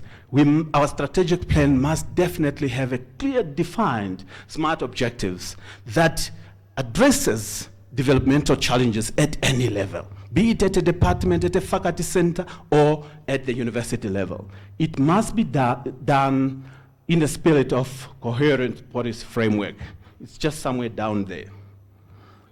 So what must we provide, or what should we do to add value? We need to introduce the aspiration business model, a vision-driven model. We must have an integrated management model, so that we can be able to map out challenges, so that we can be able to take advantages of the opportunity that are rising, so that we remain relevant and systemic sustainable. So, ladies and gentlemen, the next strategy is basically to forge strategic partnerships. These strategic, in fact, goal number 17 of SDGs call for partnerships with goals. And strategic partnerships, these are voluntary collaboration between institutions for a common purpose. And strategic partnership actually are a foundation of success. So in that space, we need to share. What are we saying? By sharing, we need to direct resources and capability to initiatives and activities that are considered to be a lot. And even challenges that we have identified there can easily be solved through strategic partnership. Now, the new Vice-Chancellor must build confidence with government. That's the first one. Trust. Government must trust UNAM. Government must be able to turn to UNAM. So we must strengthen university industry linkages. We should be able to create opportunities for practical skills for our students. We should be able to generate income for the university from industry. We should be able to provide services to the industry. That is basically what it means. So another strategy to launch a framework so that UNAM become a global citizen is internationalization. Now, ladies and gentlemen, UNAM has been consistently ranked within the best top university in Africa for the past 10 years. Is that enough? No. We are aspiring to really achieve QS University world ranking. So the requirement is basically 2% should be, of the student population should be actually reserved for international students. At the moment we are at 5, we are doing well. But research and many others, we are not doing well, so we need. But how can we address this to achieve then that QS University world ranking? We need UNAM. We need to forge or to establish the University of Namibia internationalization framework. And those are some of the few strategies we need to deploy to get there. We must have a framework for Africa and global footprint. We need to be strategic. We cannot be followers all the time. We need to demand what we want. So, ladies and gentlemen, the next issue is, or the next challenge is related to teaching quality and relevance. And how can we address this? So, as you know, Senate and the Vice-Chancellor account to Council on Education Quality. Now, one can actually identify evidence of education quality by interrogating learning processes and many other things that has to do with the delivering of the curriculum. Now, I'm going to post about 2-3 questions. That's where we're going to base our strategy to address the challenges of teaching quality and relevance. The very first question is related to direct learning outcomes. When a student goes into the society, do they possess the right attitude? When a student goes into the society, at what scale are they? Do they possess appropriate skills? Indirect learning outcomes, obviously, is the industry happy? And if the industry happy, are the students actually succeeding when they are in the industry? Because you need to look beyond that. And finally, we should also look at input. What it means is that, what resources have we committed to learning? Now, for us to address these, we must base actually our strategy on those questions. So we have to forge or establish curriculum transformation framework. This is a backbone. This is a platform that will enhance the student learning experience. So you package in entrepreneurial education, e-learning, e-resources, and everything that can contribute, readiness, program for the students. These are the things that you need to put so that the student is holistically, trained and the quality is up to the standard. We need basically to forge what we call framework on pedagogy of connections. What are we talking about? We are saying, how can we make UNAM, learn from the society for the society? So meaning the university, the staff, the professors, they must be intimately connected to the society and its problem, its language, its challenges, its economy, its culture, and everything. Because students can significantly contribute if they have a deep understanding of the society and they are equipped well with problem-solving tools and problem-learning tools and with proper continuous improvement strategies. So, social learning space, that is a new thinking to enhance learning of the students in institutions. And we need an integrated policy for talent management and performance. So, ladies and gentlemen, how can we bridge UNAM with the community? Or how can we create bridges between the university and the community or the society? We need to enhance community engagement. Now, we cannot allow UNAM to be an ivory tower alienated from the surrounding around it. So we need basically to come up with strategic plan for social impact as demanded by those frameworks. And I can tell you, the interface between the university and the community can be enhanced through a socio-economic development program. That's where you really define what programs or what activities can you carry out. And I can propose that we have to focus on food, health, infrastructure, culture, and social sciences. Why? Because those are the ones that can address some of the persisting challenges we are seeing in the society. We must use social entrepreneurship concept or approach to address the challenges. What are we saying? We're saying you must solve a social problem using entrepreneurial approach. So these are some of the things that we need to do. So we must, if we really have to add value to the community, if we have to transform our rural setup, if we have to create systems that can feed back the curriculum, then the best way is to develop a responsive community action research program. If we have to cope with massification, then the new VC must put up a team that has to think differently.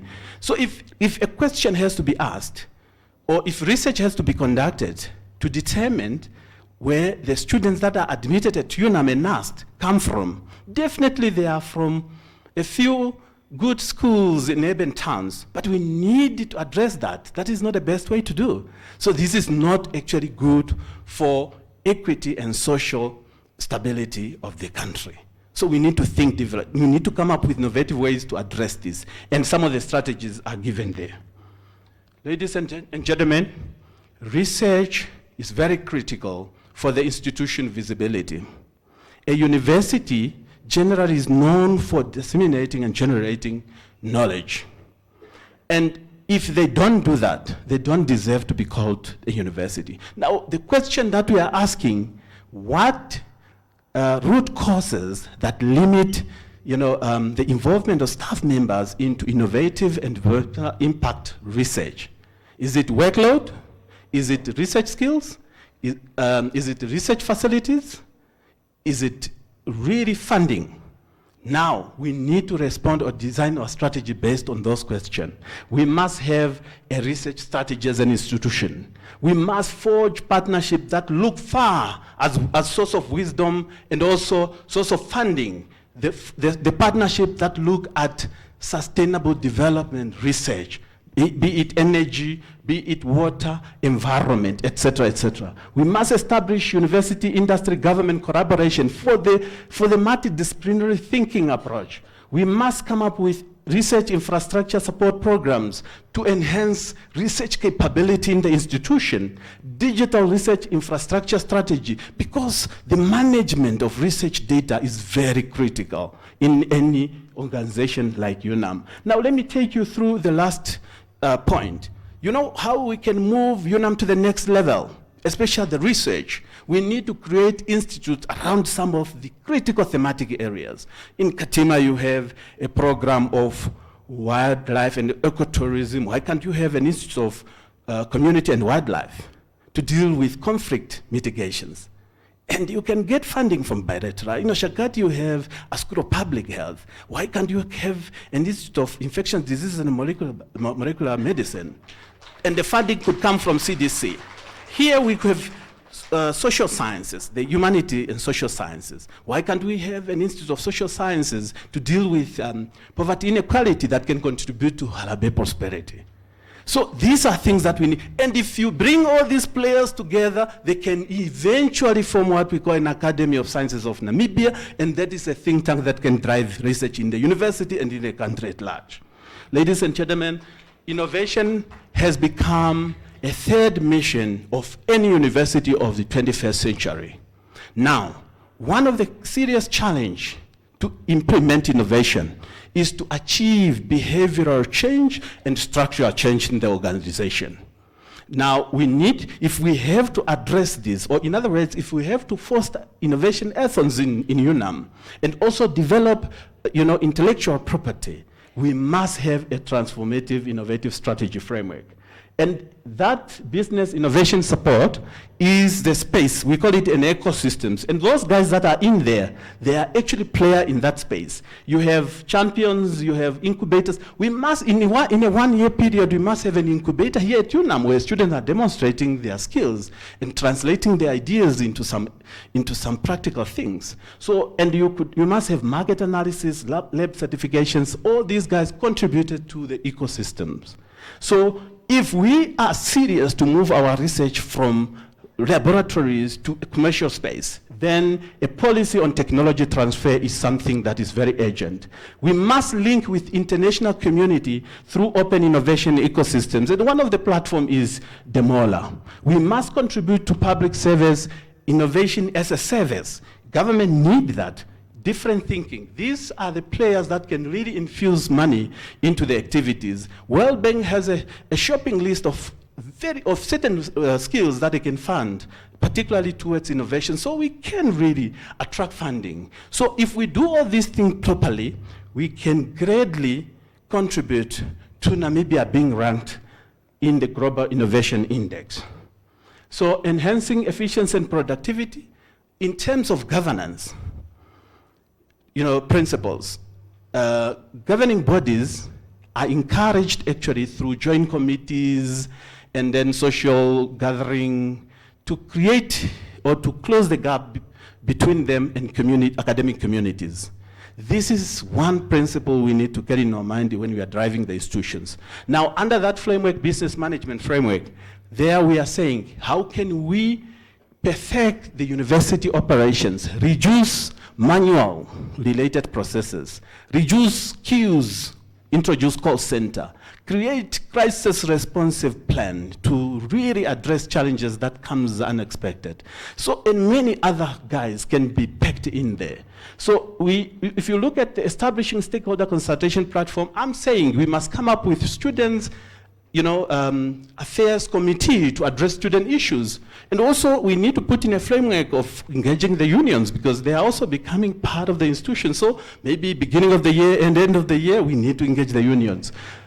Community and cultural integrations, we need to address student accommodation because it's becoming very critical. There are very simple methods we can use. Why can't we introduce a rent-a-room scheme by purely trying to make sure that we attract all the community around the university to contribute to the number of beds that we want as an institution? Why can't we enhance PPP? Why can't we look at student village? These are some of the ideas we are talking about. Building leadership and management capacity. Unfortunately, being a professor does not make you a good leader. You need to be trained and polished to manage a department, a faculty, or a university for that matter. Future UNAM, are we happy to stay like this with only campuses? Why are we not actually transforming one of the campuses into a fully-fledged university? These are some of the things that we need to talk about and come up with solutions.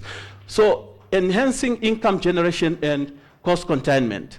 We have actually witnessed massive reductions of our subsidy from government in the past that affected recruitment of staff of new programs, that has affected actually the capital projects development, and the space challenge cannot be addressed. Now, to address this, we need to come up with an institution financial strategy and implement a resource mobilization framework by coming up with what we call a portfolio approach and convert some of the university units into commercial entity, and the quick one is CPD.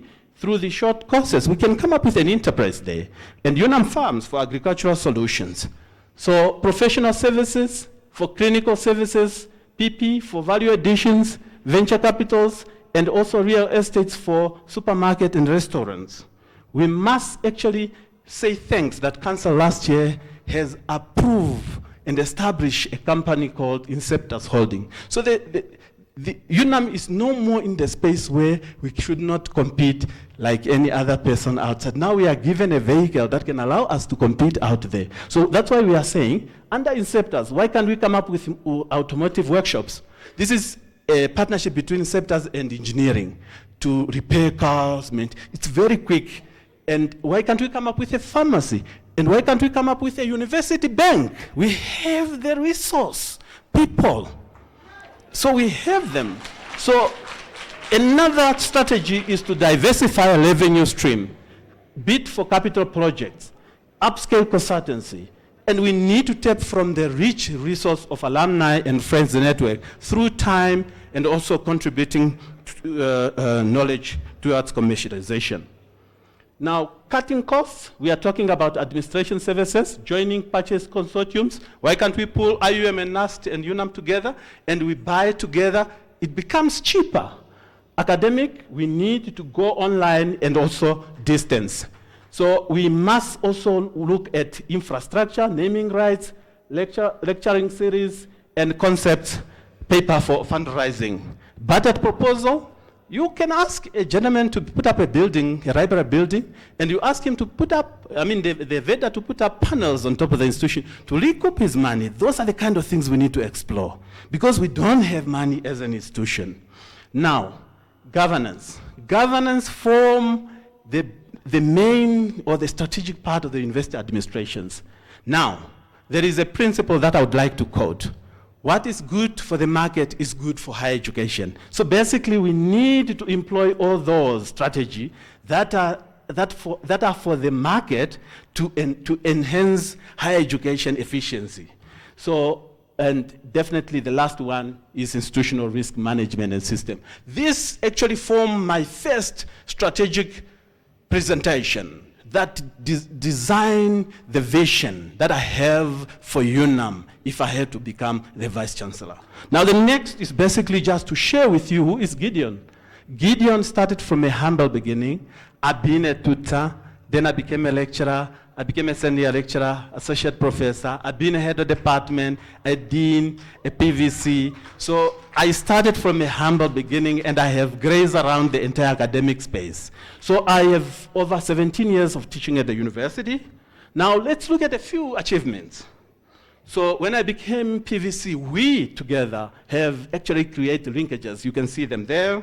We have really put up strategy that has made the first impact of producing 26 PhD for the first time. So we are now going distance and online, as I've told you, that is a strategy we need to deploy. We have attracted funding for innovations. We have developed all those policies, and they are approved by council in 1 year. We have, when I was at the Faculty of Science, I have created ways for people, capacity building. So we have actually created interventions. We have transformed department into schools. We have created school right from the concept to a brick. So we have also created research innovation, and at that time we brought in even over 12 millions. We have created this platform for scientists to celebrate their academic excellence. We have that journal that we have created, now it has become a national journal. We have that newsletter. The faculty has a platform to celebrate excellence, actually, rewarding its staff members. At one point, the Faculty of Science had to become the best research unit in Namibia, and that was in 2016. So we are visionary and result-driven. I thank you.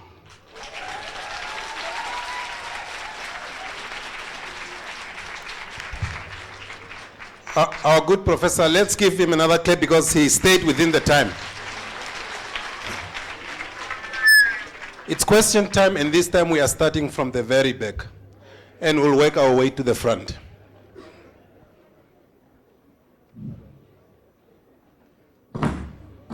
Sorry, quickly.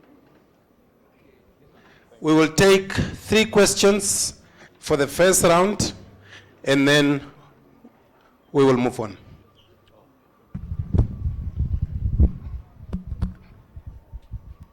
And my clock starts now.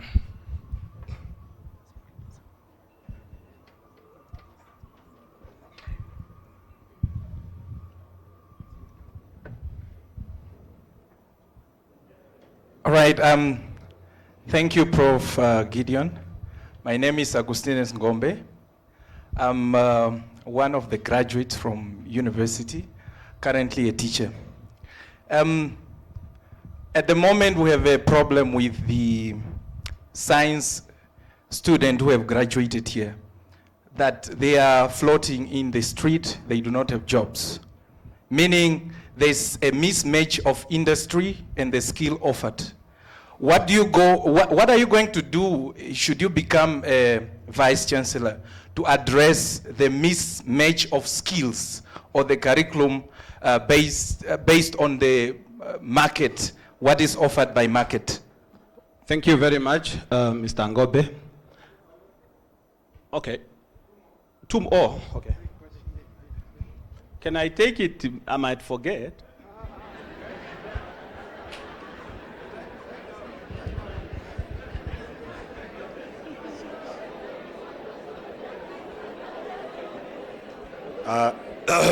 Thank you for your presentation, Prof. My name is Lizazi Liveve. I just have one question. Good corporate governance is one of the determinants whether an institution is effective. Now, I wanted to understand from your side, if we choose you to be our leader, how are you going to instill a culture of good corporate governance so that we do not have issues such as unethical conduct, corruption, and favoritism?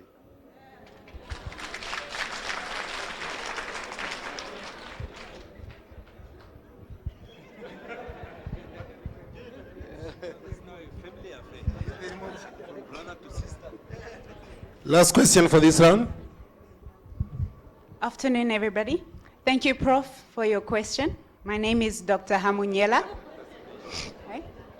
For your presentation, sorry. You talked about institutional ranking, which is directly tied to an important component of sustainable growth, which is institutional benchmarking, continuous benchmarking. And I would just like to know which two institutions does UNAM, which are UNAM's two best benchmark institutions, and how do we currently compare to them? Okay, thank you very much. Can I respond? Yes, okay. sir. The very first question spoke about curriculum, and I presented, a component of curriculum transformation framework. Look, we are now trying to do things differently as an institution. And I have already started because, unfortunately, I'm the Vice-Chancellor for Academic Affairs. What are we doing actually to address this? We are incorporating internship, and we are saying students must be 3 months away from the university. Why are we so conservative that we just want to get focused into traditional teaching and learning? So we need to move away. But definitely, to answer your question, during the curriculum transformation process, we will have stakeholders engagement. We must derive opinion from key stakeholders to enrich and give us a direction. We will also benchmark our curriculum with international community so that we learn and understand where other people are also moving to. So those are some of the things that we're going to employ as an institutions. But we also have a component of entrepreneurship that we are bringing into our curriculum. What we are saying is this: every student coming to UNAM must have gone through that module.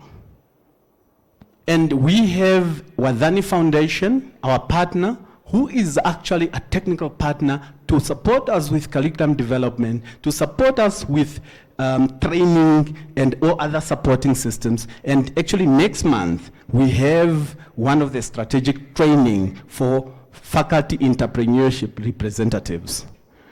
Now, there was a question on corporate governance. For you to do away with all those things that you have mentioned, we just need to comply. We have King 4, we have NAM Code, we need to comply. There is a call for us to comply. Put all the instruments and the standards in place. You will never go wrong. And the last question was on, sorry ma'am, what was it on again? Benchmarking. I have indicated to you that we have 300 friends and partner institutions. And definitely, we are all looking up to UCT in Africa. We have also one of the best university in Asia, that is University of Gajah in Indonesia. We have also a lot of... We are going for the second one.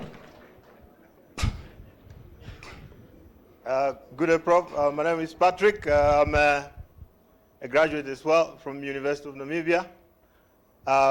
My question is embedded within the writings of Michel Foucault.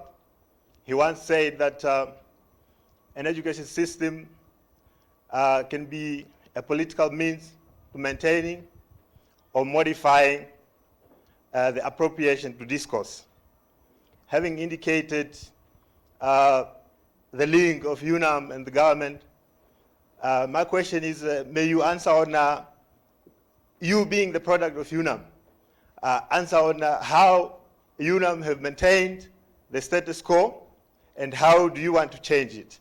And secondly, how UNAM have modified the status quo and how do you want to actually add value to that? Thank you. These people we educate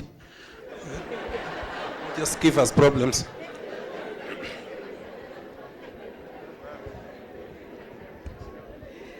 Good afternoon, Prof.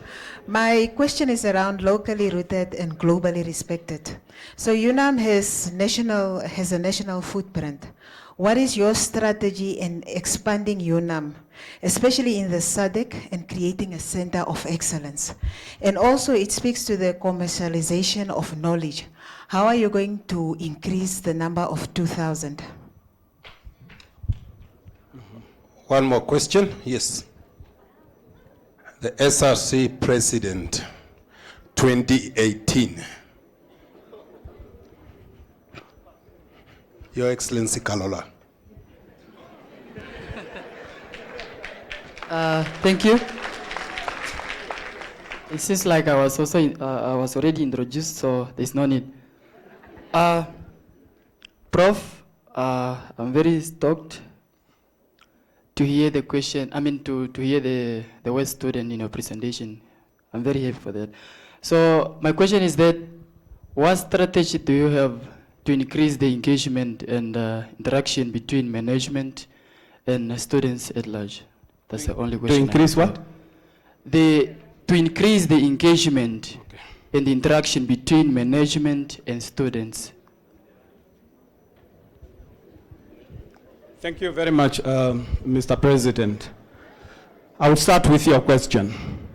In my previous presentations, I have indicated that we are going to establish a student affairs committee, which will be a statutory committee, meaning you will launch your complaints and management will be able to provide feedback. That is student consultation platform. Definitely, that is in my strategy. Now, internationalization. There are many ways actually of killing a cat and get around this internationalization. Look, there is a specific situation that I have not spoken about. Maybe I need to take you back.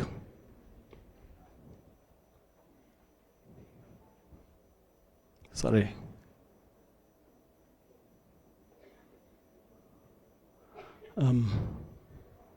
Okay, a cluster approach for internationalization education and student employment. What are we saying? This is something that we have started, and it is at a very infant stage. It's a cluster, meaning University of Zambia, University of Namibia, University of Zimbabwe, University of Botswana, University of Mozambique, and University of Angola, and those two are Portuguese-speaking university. They are part of that cluster. And it is actually supported by People Friendship University in Russia. Now, the advantage with Russia, why we have actually taken that as a strategy, is simply because they have what we call profiling university, meaning each university is actually coupled with an industry. You have transport, University of Transport, you have University of IT. So they have a great advantage. Now, the focus here is actually on postgraduate. And what are we trying to achieve? To actually improve on the procedure or the approach that we are using to train postgraduate, particularly masters and PhD. We want to attach what we call a field component to enhance quality and the relevance.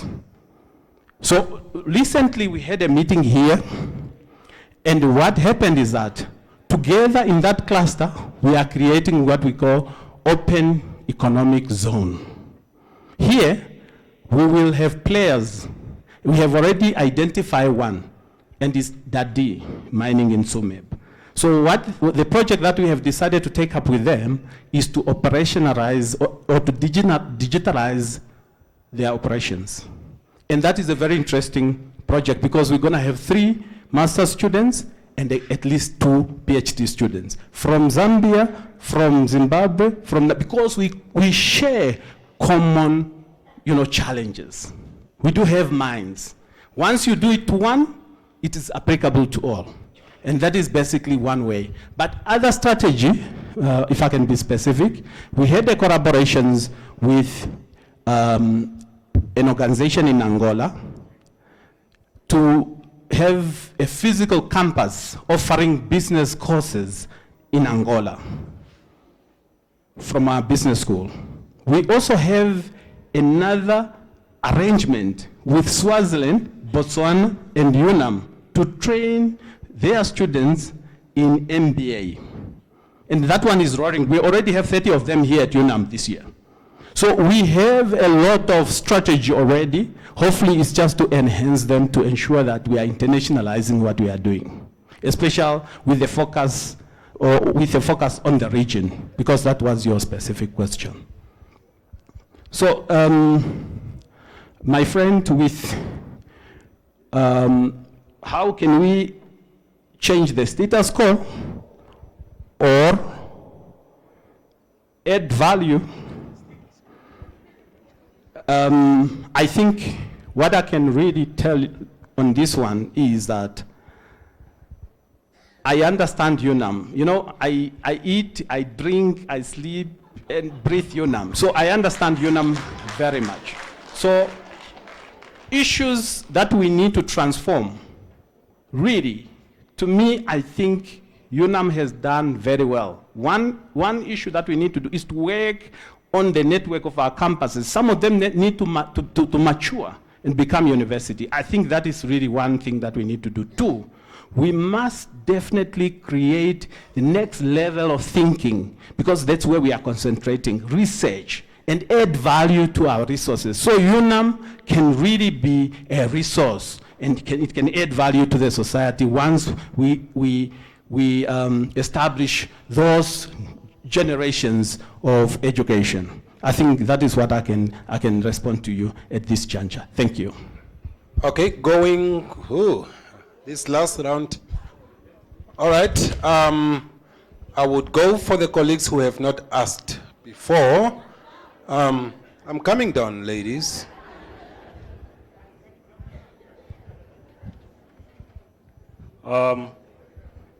Thank you for the wonderful presentation, Professor Gideon.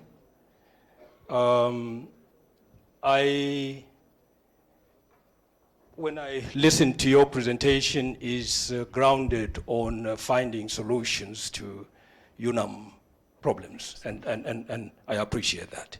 Therefore, my question will be based on that, and I would like to ask that question as an academic. Try and share with us how will you find solutions to some of the dogging problems that we have at UNAM in terms of interactions between different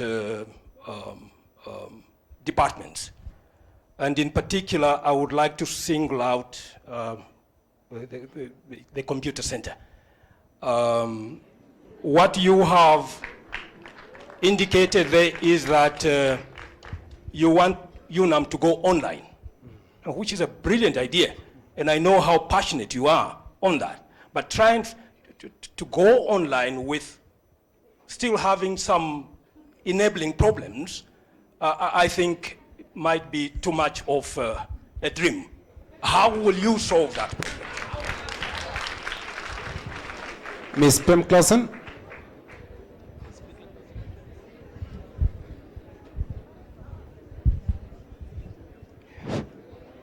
Good afternoon, Prof. Gideon. Thank you very much for a very enlightening presentation.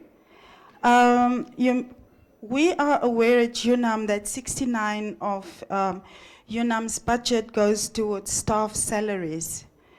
And you have outlined in your strategy for enhancing efficiency and productivity amongst UNAM staff members that you aim at enhancing staff benefit schemes, meaning you want to increase benefits towards UNAM staff members. My question to you is this. In the face of a cash-strapped institution, what we're facing already, how will you execute this plan, EI? Will it be done upon merit? And also, shouldn't there be a caveat that top management already receive very bloated salaries? Isn't it an enrichment scheme for top management?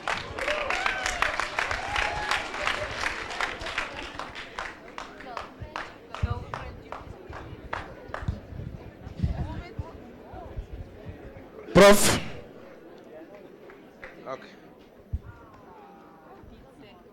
Good afternoon, Prof. Gideon. My name is Rodrigue. I work here at the university.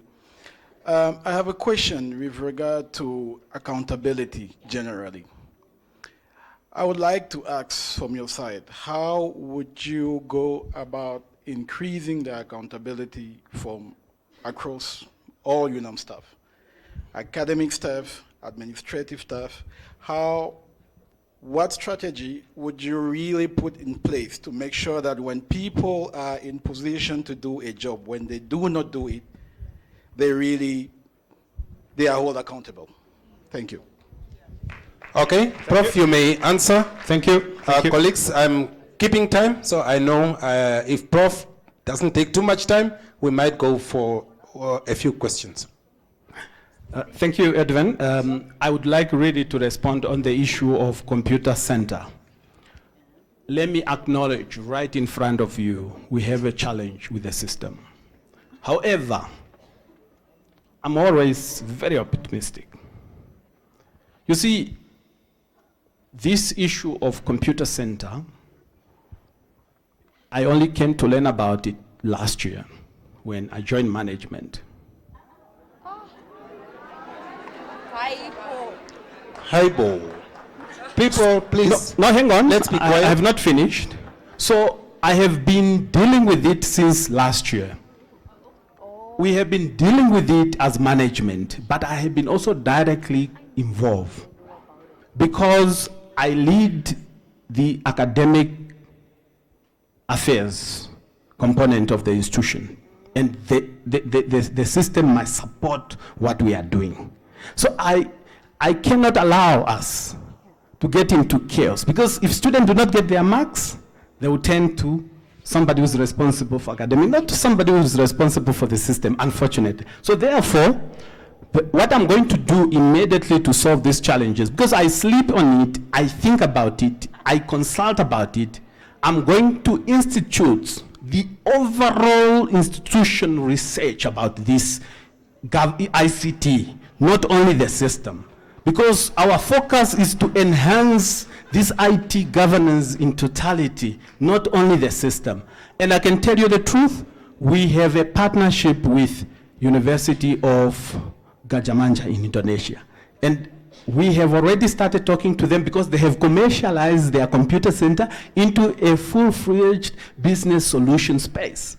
And they have pledged to come and help us, but to support us and to give us everything that we want, so that we consult students, we consult staff member, we consult management, and really come up with a concerted effort that all of us will spear ahead. Thank you.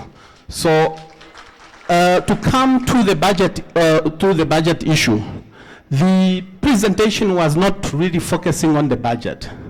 We just spoke about those benefits, but what we are saying is this: we cannot sit idle with staff members who are doing a great job for UNAM, and we are not actually providing or affording them with some opportunity. We are saying, why can't we go to Standard Bank or FNB, and when staff members buy cars, they do it in a scheme. When they are taking an insurance for their cars, they do it as a... So these are the things that we are talking about. For salaries, I think at this time around, that language is not spoken. So, accountability, I would like really to inform you that as management, we have moved forward, and we have already appointed a consultant to help us with the development of performance management. That is the yardstick that we're going to use to make sure that everyone is accountable. Thank you. Thank you, Prof. Good afternoon, Prof.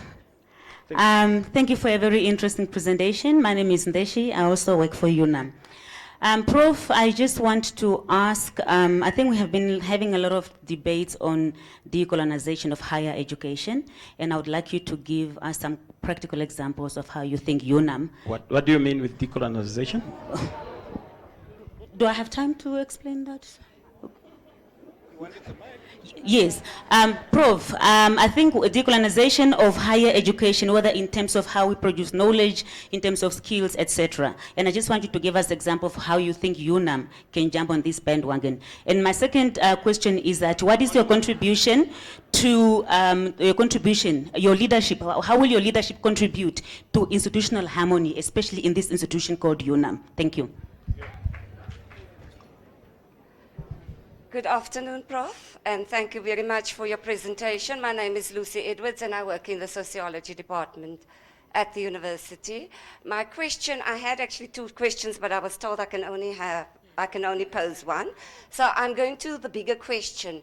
Your business model that you're proposing, my question is, how is that different from the corporatization of higher education and the subjection of higher education to the commanding heights of the market? How does that promote democratic access if we understand the market to rationalize on the basis of price? And how do we prevent this corporatization from not subjecting higher education to being captured by corporate interests? Thank you very much.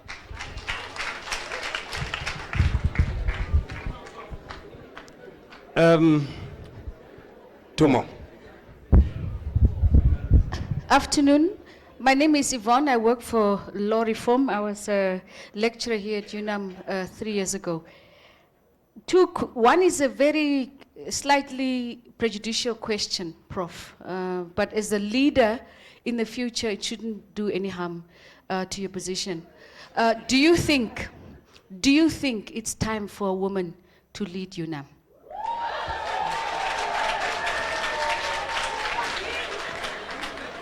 And can you just explain, you said we must demand what we want to become leaders.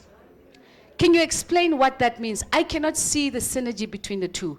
I do not understand that demanding what you want will necessarily make you a leader in something. So maybe if you can explain it, it may clarify. What do you mean on that one? I'm quoting you actually. You said, we must not just be followers, we must lead. And you said, and you linked that with, we must demand what we want. Can you explain that to me? Thank you. Prof, unfortunately, you may answer now. Okay. Thank you. That means I would not take more questions. That's what I meant. I'll start with the last one. Actually, what I mean, the current practice, basically what we have actually seen when our partners come and engage UNAM, they bring something on the table and we just follow. We need, you see, I have actually, in the presentations, we propose to establish a Senate Internationalization Partnership Committee. What we are saying is we need to design and define what we want. What is UNAM position in collaboration with Cardiff? What is UNAM position in collaboration with UCT? Because they come, they use the university to attract grants, and it ends there.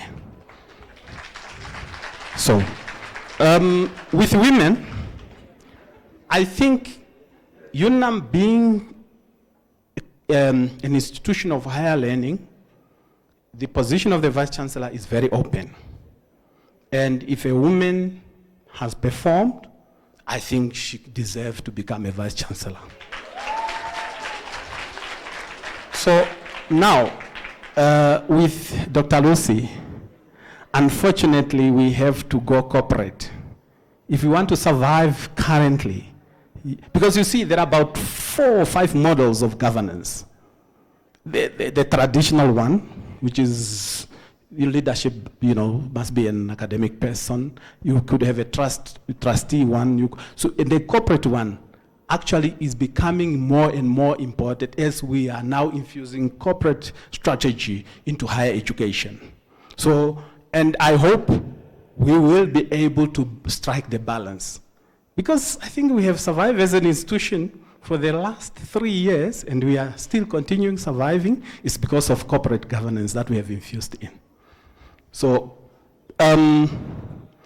the harmonizations, I think that is a very interesting question. Obviously, I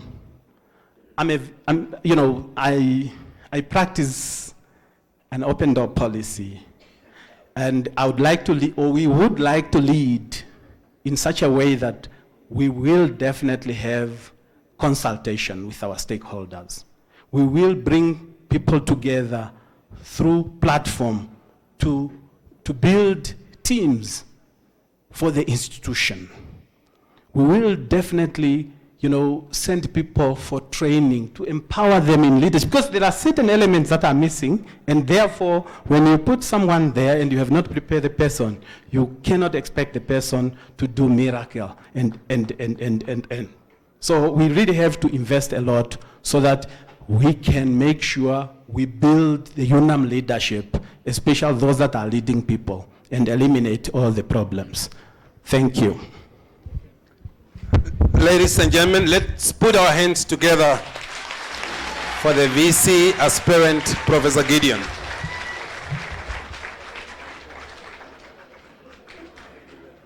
Quite on time. Ladies and gentlemen, while we wait for our next candidate to come, can we just maybe stand up and stretch for a minute? It will help with the blood circulation, and I think really I want you to stay the course. I'm copying. We have 4 candidates. If you only listen to 2, and then tomorrow you go and tweet about your unhappiness with candidate number 4, and then I do not know whom you can blame. Stay the course. We will serve you on BK at the end, and whatever else. Thank you. Let's take our seats.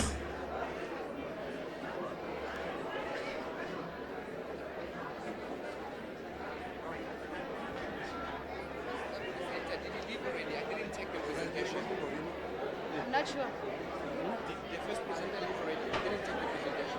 Okay, ask Joey, because I don't know whether he's already flying out today or not. But he did leave the venue. I'm collecting the CAs again. Okay, quickly ask Joey whether he's leaving today or tomorrow. Joey is the meetings administrator.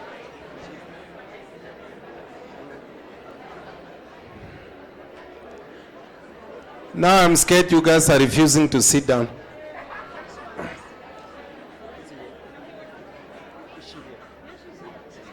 Mr. Nambili, please.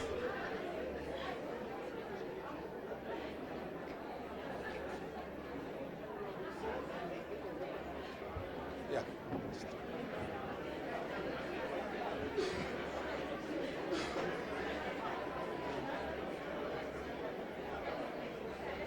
Yes.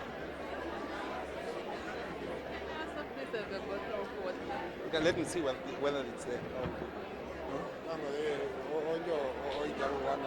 281377. Ladies and gentlemen, if we can now please take our seats and welcome to the podium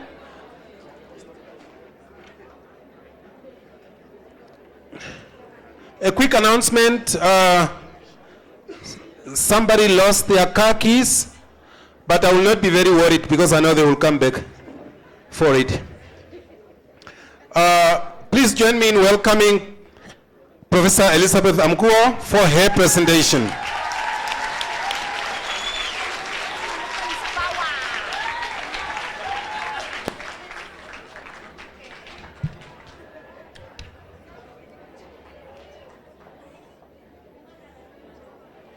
Which one, Professor? Which one? Find a folder called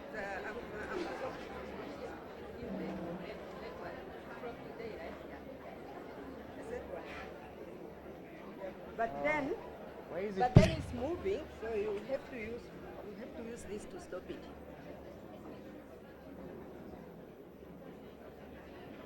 That's the one. Just stop it. Yeah. Okay, I'll stop it already. Try that again. Try that. Ladies and gentlemen, if we can just be silent, please. I need to see how you're doing it because we don't. Should we rewind? Oh yeah, rewind it. You were supposed to. Yeah, just rewind it. Okay, it must stop there. You stop with this. Okay. Okay.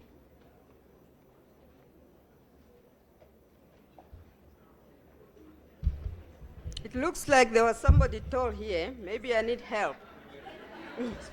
It is a great honor for me to stand here before this august gathering of colleagues and other members of this great nation, the land of the brave, and to share with you my vision and my strategy for the University of Namibia's future growth. As I go through life, as I walk through life, I learn from great leaders and ordinary people alike. I also learn from nature. And one bird that I admire very much is the eagle. I admire the eagle because it has got a great vision that can see much further. The eagle is also proud, and it has got courage. It has got courage and grace. That's why I think we have lessons to learn from the eagle. And that's why I selected the eagle to grace the cover page of my presentation.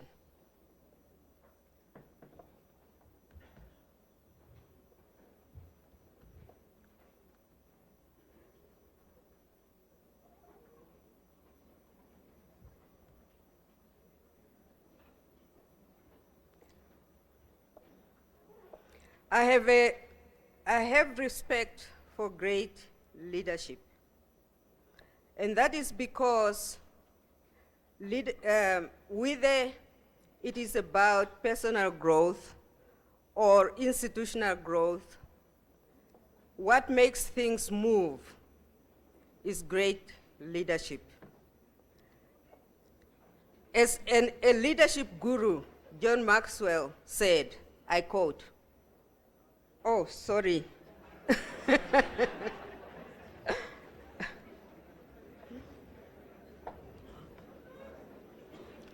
Okay, do you have a technician to help?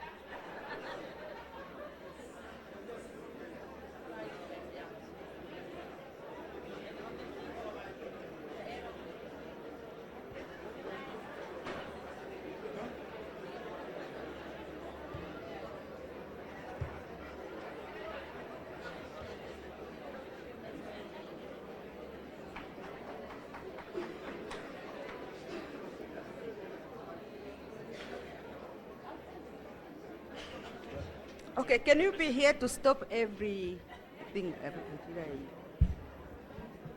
Yeah, just go to the blue one.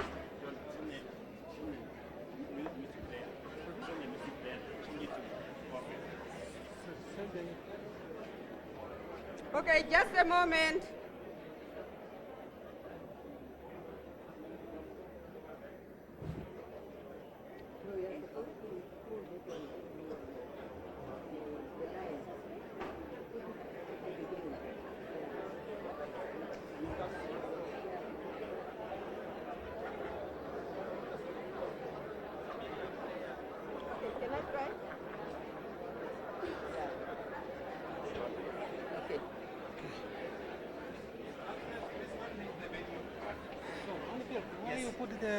The what? The stick.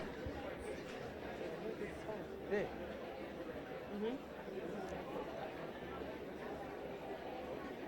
Okay.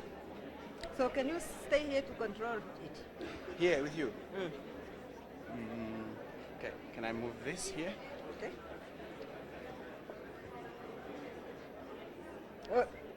Stop it, please.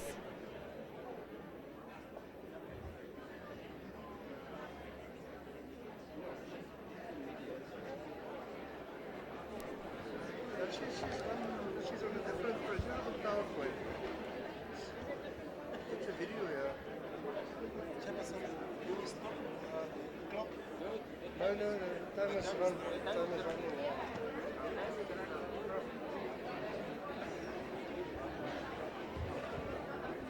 Ladies and gentlemen, we are attending to the technological challenges. Just bear with us. Where should you be? It should be at the beginning, the very first one. Yeah, that's the beginning. No, the beginning was the eagle. Yeah, go behind. Go behind. No? Yeah, okay. And then stop there.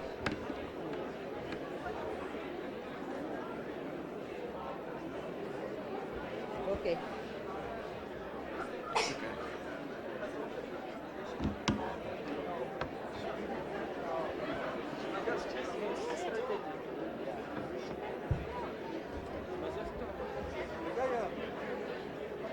Just tell her to speak. Yeah.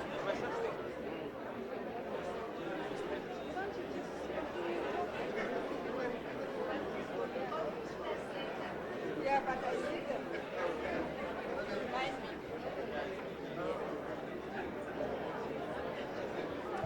Okay. Ladies and gentlemen, please. Okay, can we go ahead? So this is about